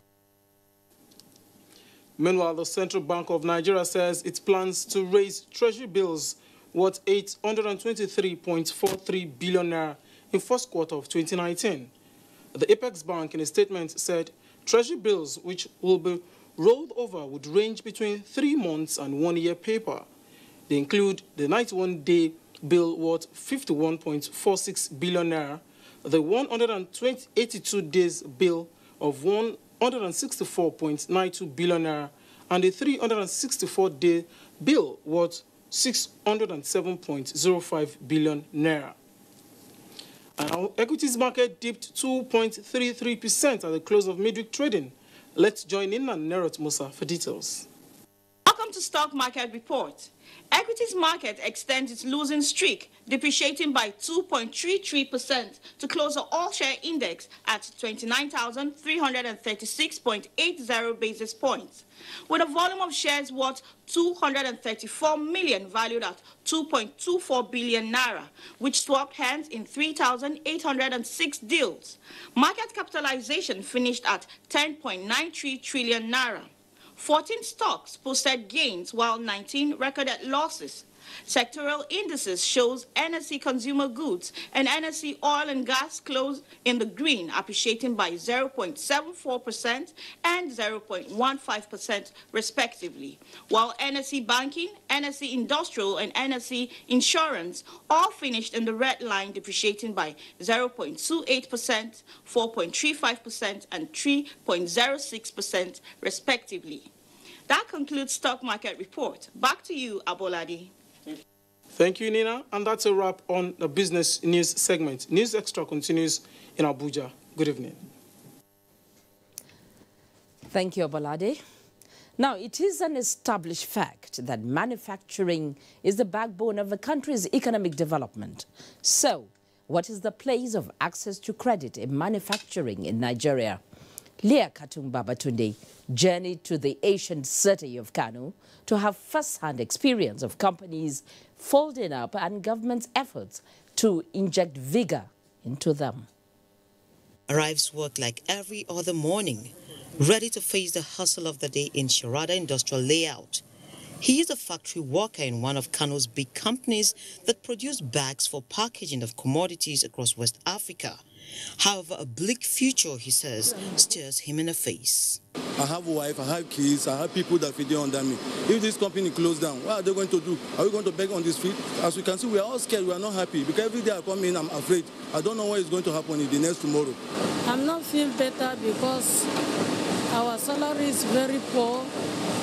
We are suffering, no money, and now we are hearing they want to close the place. 1,500 staff before, but now we are not more than 150 now. So you know, definitely a lot of people have already gone, and we don't hope. Our hope still, we are thinking maybe we will not survive it even for now. More than 3/4 of the company lie fallow, desolate and unproductive. Owners of the company who refuse to comment on camera point to Export Expansion Grant EEG as the culprit. This is just one of the thousands of factories that are threatened to close down or even already closed due to EEG. There are some approval processes which include approval by FEC, approval which has been received, approval by the National Assembly, and they are at an advanced stage of completing that. When it is conveyed to us, the Debt Management Office will be issuing promissory notes in that regard. The first stage will be that they'll be verified by an audit firm as valid amounts that were incurred, and then we ask for a discount, and after that, the promissory notes can then be issued for that discounted value. With this new lease of life, factory workers like Ibrahim, Mary and Raymond will begin to smile again. Leah Katung-Babatunde, NTA News. Well, transportation is one sector that is critical, anyhow you look at it. Moving of goods, services, human, by air, road, sea, water, is all transportation. Believed to be as old as man. How has the sector fared in Nigeria, especially in the last 3 years? Is Nigeria now on the path of regaining the good old days, especially with reports of increase in the transport gross domestic product? It's over now to Talatu Ezerike. It is on record that transportation was a major component for industrial revolution in the 18th century, with the movement of goods and services, mainly on land and waters. These subsequently witnessed shift of traffic to railways and later on to road transportation mode or multiple networks. That explains the strive by governments to develop such infrastructure to boost the economy. Nigerians' performance in railway transport and ports in recent, analysts say, have to some extent addressed issues such as bad governance, corruption and inefficiency, which affected the sectors. These, many say, have given hope as evident in the strides made in upgrading the narrow gauge, the completion of First Light Rail West Africa, and other massive projects in transportation, such as the Second Niger Bridge. NIMASA has moved from a contract awarding agency back to a regulatory agency. So for the first time, NIMASA was able to return, I think, about 20 billion naira to the coffers of government. We're going to complete the Lagos-Ibadan, which we've already started. The dry ports are centers of exports. So it is important that we look at this concept, see what it can do to the economy in terms of employment opportunities. The Barrow port is ready for commissioning. Between Barrow to Onitsha to Warri, we're already having proposals. People wanting to set up jetties along this road. The wind of change developmental strides are felt in the aviation industry, revamped in building strong economy based and meeting up with the predicted multiplication of air passengers. The gains experts point here include certification of 2 of the country's airports in compliance with the International Civil Aviation Organization standards in terms of security and safety. We're doing everything to ensure that Nigeria becomes the hub of aviation in Africa. Is that we're creating policies to allow competition, to allow growth. Emphasizing on trainings, on the areas of safety and security generally. Carry out the necessary repairs that will improve on the safety of operations. There are much more. NCAT is a one-stop shop for training of aviation personnel. This administration has made significant effort such that even projects that were left in the doldrums in the past are being worked on. And we've released 153 safety recommendations since inception as well. And in the life of this administration, we've done 47.5%. It's an established fact that air, land are very important to man, and Nigeria understands this well. The new vigor in revamping the transportation sector is therefore seen as the foundation for industrialization. Talati Ezerike, NTA News. Many thanks, Talatu. Now, the story of commuters plying the Benin-Auchi-Okene Highway and the Benin-Lagos-Ore Expressway has changed for the better. This follows massive rehabilitation of failed portions and outright reconstruction of parts of the route by the federal government. For those who had to transit at the Yuletide, it was sheer pleasure, which they are confident will be sustained with continuity in governance. IVA Omori takes it up from here. Hundreds of thousands ply Benin-Ore-Lagos Road. This economically crucial highway connects states of the southwest, south-south, and the southeast. The 74-kilometer Edo State section of the road terminates at Ofosu Bridge from a death trap. The road in 2014 metamorphosed into a smooth sail. Since then, the road has received constant maintenance by the federal government. Ore to Benin is very okay. It's better off. Normally, before you spend hours. From here to Benin, I used to drive. Before, when the road was good, before it went bad, from Benin to Lagos was 3 hours, but now we are back to the normal 3 hours. But before, it was terrible, 6-7 hours. The Minister of State for Power Works and Housing, Mustapha Shihuri, while inspecting the ongoing reconstruction of the Benin-Auchi-Okene Road few weeks to the festivities, had mandated the contractors to expedite action on palliative work ahead of the expected increased traffic. And indeed, motoring was the better for it during the Yuletide. This is one of the major parks in Benin City where people going to the northern part of the state make good use of. Now, the situation appears to be different on that axis. I'm talking about the Benin-Auchi-Okene Expressway. Is it better than it was? The road is better. Only Ewuhi is give us problem. Ewuhi now, hold up is there now. Epoma to Benin is okay. Epoma to Auchi is okay. So you mean the road is perfectly good? Yes, the road is perfectly good. I enjoy the road. Our CC is working there now. The road is okay. Every day we keep going for maintenance and all that, which is horrible. But now, to some extent, we can just say we are okay with it now, as it is now. The major problem that we are facing now is this EWU. It's a bit okay now than before. During rain season, it's bad, but it's okay now. Before it was not okay, but now it's okay.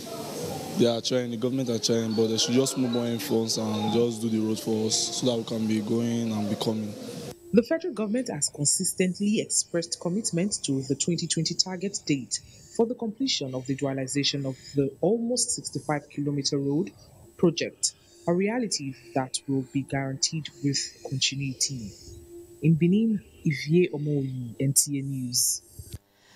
Well, there was a time in this country when tales of woes, agony, pains, and in some cases mourning characterized traveling on the Nigerian roads due to several factors, especially poor state of road network. With the Yuletide over, what is the narrative now? Let's find out from Ronke Kolawole. As Directed by the federal government before the Yuletide period, contractors handling federal road projects concentrated on rehabilitation of some roads with heavy traffic and some dangerous portions known for frequent accidents over time. Among these are Auchi-Beni Road, Hong-Mubi Road in Adamawa State, Port Harcourt-Enugu Expressway, to mention a few. This effort by the federal government brought a lot of relief to motorists and commuters, making their destinations easily accessible during the Christmas and New Year celebration. We are at Utako, one of the most popular motor parks in Abuja, the Federal Capital Territory. Inside these motor parks, we have drivers who have crisscrossed all the nation's road network. And we want to find out from them about the state of the road.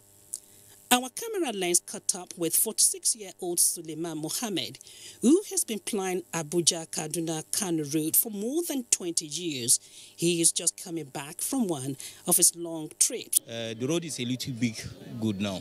Patching of the road, they are doing it, and then the new road they are doing now. He is not alone, as other drivers share similar experience. In this December, I went to Ibadan. I went to Akure. The road is fine. No any road that they say in this Nigeria. It is one by one, some road they didn't finish it. Now I'm from Sokoto. The road is fine. They don't try small from Obajana Junction to bypass to Kennedy. They don't try small. For this very year, our road is very clear. They are working on some of road, but we still get the clear road. Even now, I'm traveling to Kano, and I didn't fear for anything. I'm working, and we are feeling happy. The federal government receives kudos from the National Union of Road Transport Workers for pursuing the vision of good road network. The state of the road in this country now has been improved than ever before. What our people are telling us, those who are applying the roads, they are saying they are constructing roads and all these things. So, but there are still roads that need federal government attention. The government is working. We appreciate the effort. With the highest allocation of 715 billion naira to the Minister of Power, Works and Housing in the 2019 budget proposal, if passed by the National Assembly, road users are optimistic of better deal in the road transportation sector in the new year. Runke Kolawole, NTA News. Well, losing lives through road accident has become a matter of global concern, especially with road crashes almost becoming the leading cause of death ahead of even HIV and AIDS or malaria. And so one of the major factors that led to the establishment of the Federal Road Safety Commission here in Nigeria is to minimize, or better still, eliminate road accidents and the nature of cars that ply the road. Officials of the International Transport Union from London were in Nigeria to obtain first-hand information on the challenges of Nigerian drivers so as to bring them up to date with international standard. Timothy Yusuf tells us more. It is no longer news that most drivers do not obey road signs. More worrisome is the observation that some drivers drive at 100 km per hour, where there is a road sign of 40 km per hour. Overspeeding is therefore another challenge. Although the Federal Road Safety Commission has done enough to curtail road accidents in the country, it is worthy of note that most motorists flout road traffic laws, which in turn lead to accidents. This, among other reasons, is why the international transport officials visited the leadership of the National Union of Road Transport Workers to build the capacity of commercial drivers towards the reduction of carnage on the roads. They are here on a visit to Nigeria, and they feel that they should come and visit our members at the grassroots. Those are the drivers. Don't see us in the office and go back to London. Africa has a critical role to play on a global level, and African workers have to deliver a change if they really want to empower themselves. Najim is a key part of that, and Nigeria is also a very, very important part for us at the ITF. NURTW's participation over the years in delivery of election materials, also caught the attention of the International Transport Union as members asked for an update. The Independent National Electoral Commission, INEC, on the 12th of December 2018, signed a memorandum of understanding with 3 transport unions to deliver election materials during the conduct of the 2019 general elections. The National Union of Road Transport Workers, NURTW, is one amongst the unions. We are going to deliver in the 2019 general election. Unionism is not just about banging table. Unionism is about helping to develop a country, which the road transport are doing. The NURTW reiterated commitment towards implementation of the Memorandum of Understanding with INEC. In Abuja, Timothy Yusuf, NTA News. The senator representing Kano South at the National Assembly, Senator Kabiru Gaya, has appealed to Nigerians and the state governments, particularly the 19 northern states, to patronize science equipment produced by the Scientific Equipment Development Institute, MINA, instead of importing them. He was speaking in Minna when he declared open the training of 100 science teachers from his constituency. Rose Gia has that report. Investing in science, technology and innovation can help give Nigeria a positive lift to attaining her full potential. This is what Senator Kabiru Gaya, representing Kano South Senatorial District, has taken as a challenge as he sponsors the training of selected science teachers. But the workshop is holding at the Scientific Equipment Development Institute in Minna, the Niger State capital. There are 100 science secondary school teachers benefiting from the educational constituency project of Senator Kabiru Gaya, who commissioned the Scientific Equipment Development Institute, said in Minna, to train the selected science teachers on the use of junior science laboratory apparatus. The sponsor of the training workshop and Chairman Senate Committee on Works says the essence is to improve the quality of learning of the children in the foundation of their future, and to empower the teachers rather than give money to his constituents. I believe training people, training youth, training Nigerians to teach people on science issues or science-oriented programs, that means they could be self-reliant. Managing Director and Chief Executive Sedi Minna, Professor Mohammed Babandaleman, expressed delight over the collaboration with the Senator and appealed to other state governments and politicians to emulate, as the science kits will enable students have practical knowledge to help write public examinations instead of attempting alternative questions. We've selected those veterans that are experts in the use of this equipment that are going to conduct the training. We really want to take the good knowledge we receive from this management. Inshallah, we promise you we're going to get the same gesture given to our noble student. There were goodwill messages from Niger State Ministry of Education, Subeb, and FUT Minna. Rose Gia, NTA News. Have you heard about Operation Egu Eko? What is it all about and where is it emanating from? Don't go away as the answers come right after this commercial break. Join us again.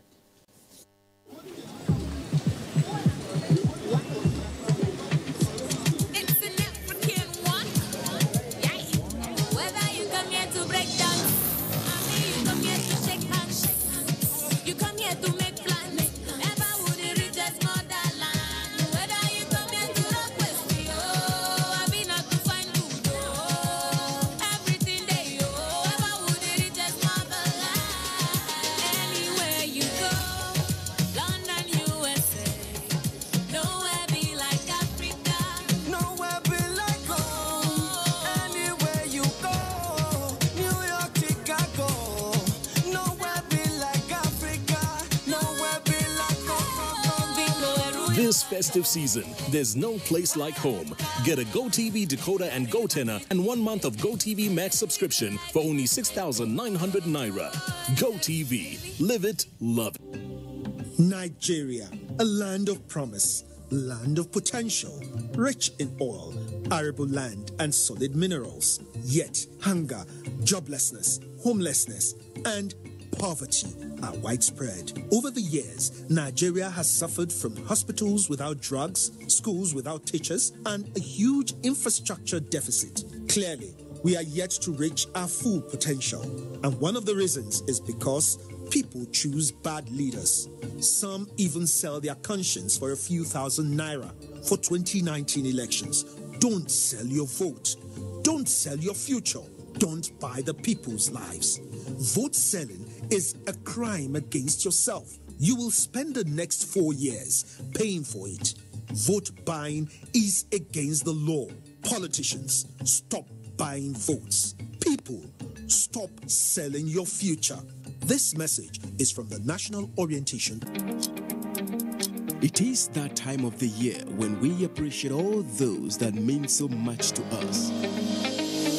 All sponsors, our clients, government at all levels, corporate bodies, advertisers, religious bodies, civil society groups, political parties, business, and above all, you, our esteemed viewers. Together we made 2018 great. Together we shall make 2019 even greater. And that is why we say thank you. Merry Christmas and a prosperous New Year.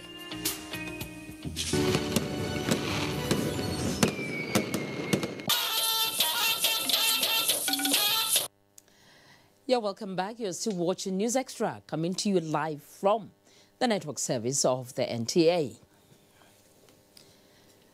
Now, with the 2019 elections all but here upon us, the worry of many is security challenges that could disenfranchise many.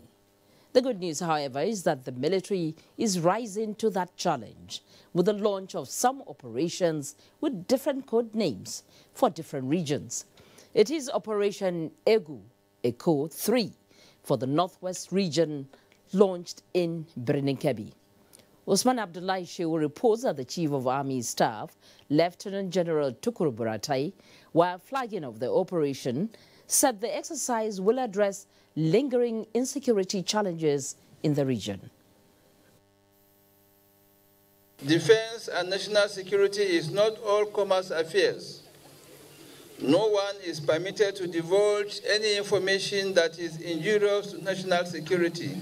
This is contained in the Official Secret Act 1962.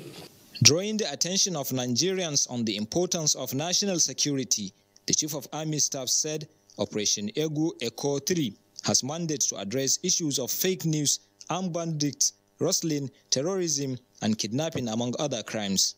General Buratai similarly said the objective of the exercise is to reinvigorate all existing army operations in the country with additional manpower, equipment, and resources to end the problems of all existing security challenges in Nigeria. Governor Abubakar Atiku Bagudu lauded the commitment of the Nigerian armed forces in safeguarding the nation. To give all the troops a sense of identity and belonging.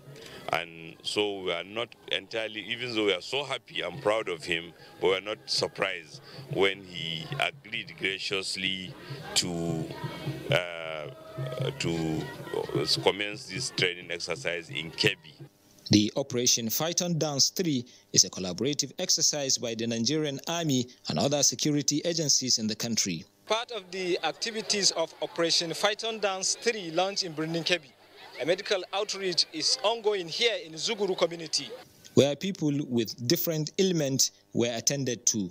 In a similar vein, the Chief of Army Staff also commissioned the Command Science Secondary School boys in Jega and the Command Science Secondary School girls in Goru. In Birnin Kebbi, Usman Abdullahi Shehu, NTA News. And for the Southeast geopolitical zone, it is Operation Python Dance 3, launched in Ebonyi State. The General Officer commanding 82 Division Enugu, Major General Abubakar Meikobi, said safety of lives and property is the target. Ijeoma Peter Wante tells us more. The exercise is meant to sharpen the skills of the Army in the conduct of internal security operations and combating the security challenges in the Southeast, as well as deal with rising cases of insecurity such as kidnapping, armed robbery, insurgency, among others. General Officer Commanding 82 Division called for cooperation of all for the interest of the nation. We in Division, in consultation with the Chief of Army Staff, Lieutenant General Tukur Yusuf Kurutai, have selected Ebonyi State under your dynamic and resourceful leadership as the location for the step-up headquarters for this exercise. All activities of this exercise from the other states of the region will be coordinated and monitored from this center. Inspecting the Guard of Honor mounted at the military cantonment in Kwegu, Chairman Southeast Governors Forum David Umai pledged continued support to the military for sustenance of peace and unity of the nation. We believe generally and the entire nation that the military must remain neutral, must protect all the taxpayers. Every taxpayer is a boss to a military man. Every taxpayer is a boss to a governor. And so we must serve our people creditably, and we must play neutral and allow the will of God in the entire nation to happen. Governor Umai further called on the people not to panic as the exercise is not targeted at any individual. The Python Dance Tree is expected to end on the 28th of February. In Abakaliki, Ijoma Pitawante, NTA News. The Association of Retired Police Officers of Nigeria has expressed willingness to offer professional advice to the police for successful conduct of the 2019 elections. This was at a meeting with the Inspector General of Police at the Force Headquarters, Abuja. Akim Dairo was there and now reports. Fact that security plays an important role in the conduct of elections in this part of the world, and the police is the lead agency in this regards. Nigeria is holding general elections in few weeks' time, and the issue of security before, during and after the elections is in the front burner. While the police has been perfecting strategies to ensure adequate security, a huge boost has come from the Association of Retired Police Officers, which constitute past police top ranks that have seen it all. The association, led by Fidelis Oyakilome, met the Inspector General of Police to express willingness to work with the force to achieve violence-free and fair elections. Between the retired and the serving police officers, because there is so much to get from the retired police officers. A good number of them are not tired. I am not tired. So he still has a long way to go. We still have a lot of contributions to make. So I do have. Inspector General of Police Ibrahim Idris welcomed experience and expertise of the association, acknowledging that the support will come in handy. Some of the challenges that the police have been trying to surmount, want to have a very peaceful election. I have seen your commitment in other issues that do with police welfare. The 2019 general elections are scheduled for February and March.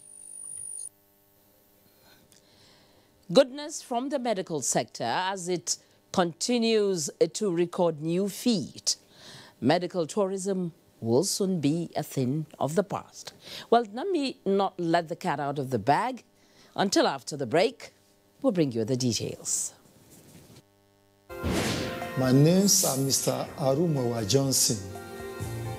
I'm one of the community leaders in the State Towns community in Warri Metropolis, Delta State. I am happy that the rail project that started for the past 30 years has come to stay. People in Alaja, Ujewu, the State Town community can now travel with the train to Agbo and Itakwe. The train will now carry the goods from Itakwe to Alaja, Ujewu, and Agbo, respectively. I thank God that President Muhammadu Buhari has been able to complete the rail project, which other successive administrators have not been able to do.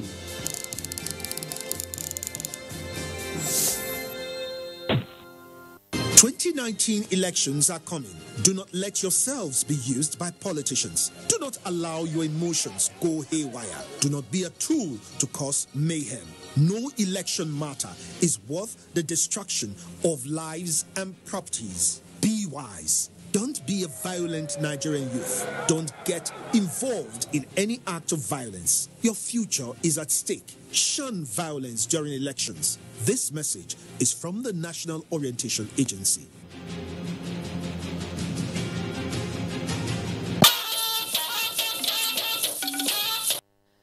It's good to know you're still out there watching News Extra.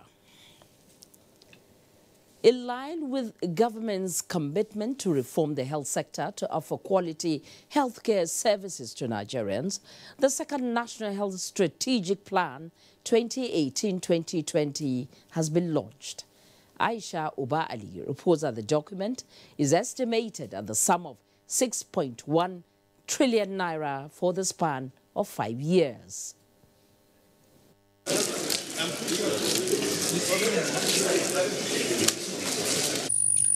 These are enthusiastic stakeholders in the health sector unveiling the National Strategic Health Plan and the Basic Health Care Provision Fund, which is seen as a New Year gift to Nigerians. The strategic plan, which was approved in September 2018 by the Federal Executive Council, is a roadmap for achieving health policies and to also ensure that Nigerians have accessible and efficient health care through a strengthened health care system. This is coming after the 2016 National Health Policy, which provided stakeholders in the sector a comprehensive framework for harnessing all resources for health development towards achieving universal health coverage. Vigilance, eternal quest for accountability, intense civil society engagement, the artful deployment of social media, and the push for transparency in budgeting approaches to support Basic Health Care Provision Fund implementation. The Minister of Health, Professor Isaac Adewale, and his counterpart, Minister of Budget and National Planning, Udo Udoma, say to reap the demographic dividend, the health system must be optimized and also manage population growth. This administration believes that every life counts. We shall focus more on the people living in the rural areas and the vulnerable population in our society, such as women, children under 5 years of age, and the elderly, in collaboration with national and international partners. Among other expected outcomes of the plan is to see that maternal, neonatal, and child mortality rate is reduced. In Abuja, Aisha Uba Ali, NTA News. And the health sector now, with evolving trends in the health sector, the Nigerian Institute of Medical Research and the Federal Medical Center, Abuja, have signed a memorandum of understanding to begin clinical trials in line with global best practices. Correspondent Injino John Adams tells us more.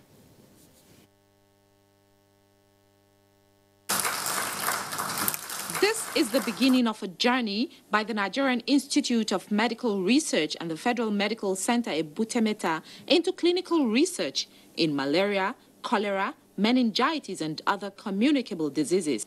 The platform, which sets the Federal Medical Center as the research facility, will provide the Nigerian Institute of Medical Research with needed facilities to conduct human participant health research. Heads of the two institutions agree that the MOU will assist medical researchers to find new therapies, evolve better approach to disease management, and develop new diagnostic tools. In order to reposition the institute to do more on its role in providing evidence for policy, innovation through research, and ability to provide cutting-edge treatment for disease-causing morbidity and mortality in our environments, this management found it compelling to improve its networks and collaborative efforts by approaching the management of the Federal Medical Center Abuja. On our part, we are determined to ensure that the objectives of this relationship is realized and that we as an institution also take strategic advantage of this relationship. The signing of the Memorandum of Understanding between the two health institutions will reposition and improve research, especially in the area of clinical trials. In Lagos, Hingino John Adams, NTA News. In the meantime, medical tourism, especially among patients of brain tumor, will be a thing of the past, following the success recorded in brain surgery conducted at the Muhammadu Buhari Specialist Hospital, Kano. A major scientific achievement for Nigeria, you might say. Well, the surgery was conducted by a team of indigenous doctors who saved the life of Ali Ilyasu, an indigent patient who spent 26 years in and out of hospital in search of medication. This feat is considered as a democratic dividend of the Buhari administration, which encourages Nigerians to look inwards in developing the nation. Abdullahi Mustafa has the details. Ali Ilyasu can walk less than a week after a successful surgery to extract a tumor that accumulated in the top left part of his brain. Due to inadequate facilities and manpower, Ali suffered frequent and severe headache for 26 years. I feel very well after the operations. Just 2 days after the operation, he can walk around the hospital and even jog every morning. The first and successful surgery was carried out by a team of 5 indigenous neurosurgeons at the Muhammadu Buhari Specialist Hospital, Kano. The magnetic resonance imaging that detected the problem and the operation were conducted less than 24 hours after the client's admission. This, according to the hospital's chief medical director, Osman Zubair, followed the acquisition and installation of state-of-the-art equipment by Kano State government. By the 7th day post-surgery, in the next 2 days, we expect to remove the stitches, examine the wound, and once that is done, generally he's okay. We just don't want him going home and overexerting himself, so we are keeping him under close observation. The relief is not only to Ali, but also his wife, Mariam. Life, she recalled, had not been easy for them over the last 26 years. Even what to eat and to take care of our kids have been difficult because he cannot go out as a result of this ailment. The feat achieved here at the Muhammadu Buhari Specialist Hospital, Kano, is raising hope among people that Nigeria has come of age and that an end to medical tourism is in sight. In Kano, Abdullahi Mustafa, NTA News.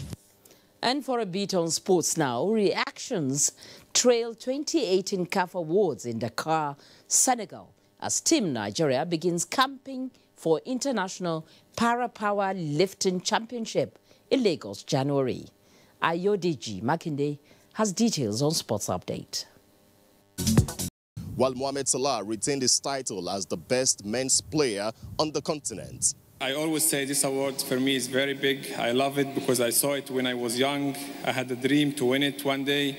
So 11. This has been generating a lot of reactions from sports enthusiasts who think Nigeria needs to rise to the occasion. There has been no deliberate plan from the Nigerian Football Federation and the Nigerian Football Circle to really develop their players to a global standard where they can compete to that level. Away from football, over 60 Nigeria para-powerlifters have resumed camping at the National Stadium in Surulere ahead of the 2019 International Para-Powerlifting Championship in Lagos from January 24 to 31. National Para-Powerlifting coach Feyi Shetan Are says the country's representatives to the event have been carefully selected based on performances at the 2018 National Sports Festival as Nigeria targets winning the championship.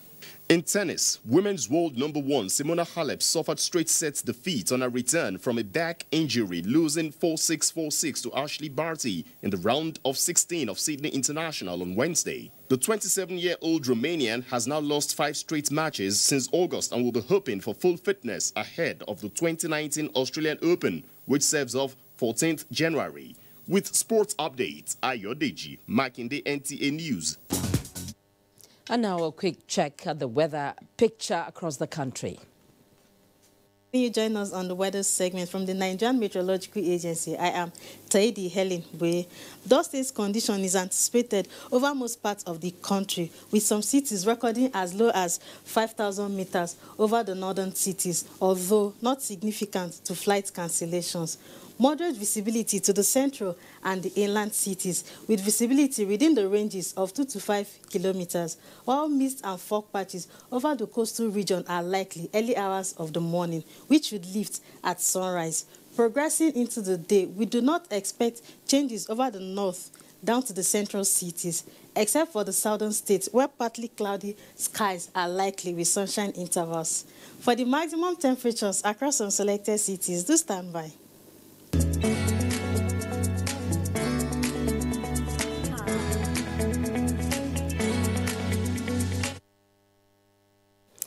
And that wraps it up on News Extra tonight. We thank you for joining us. I am Fatima Abbas Hassan. Good night.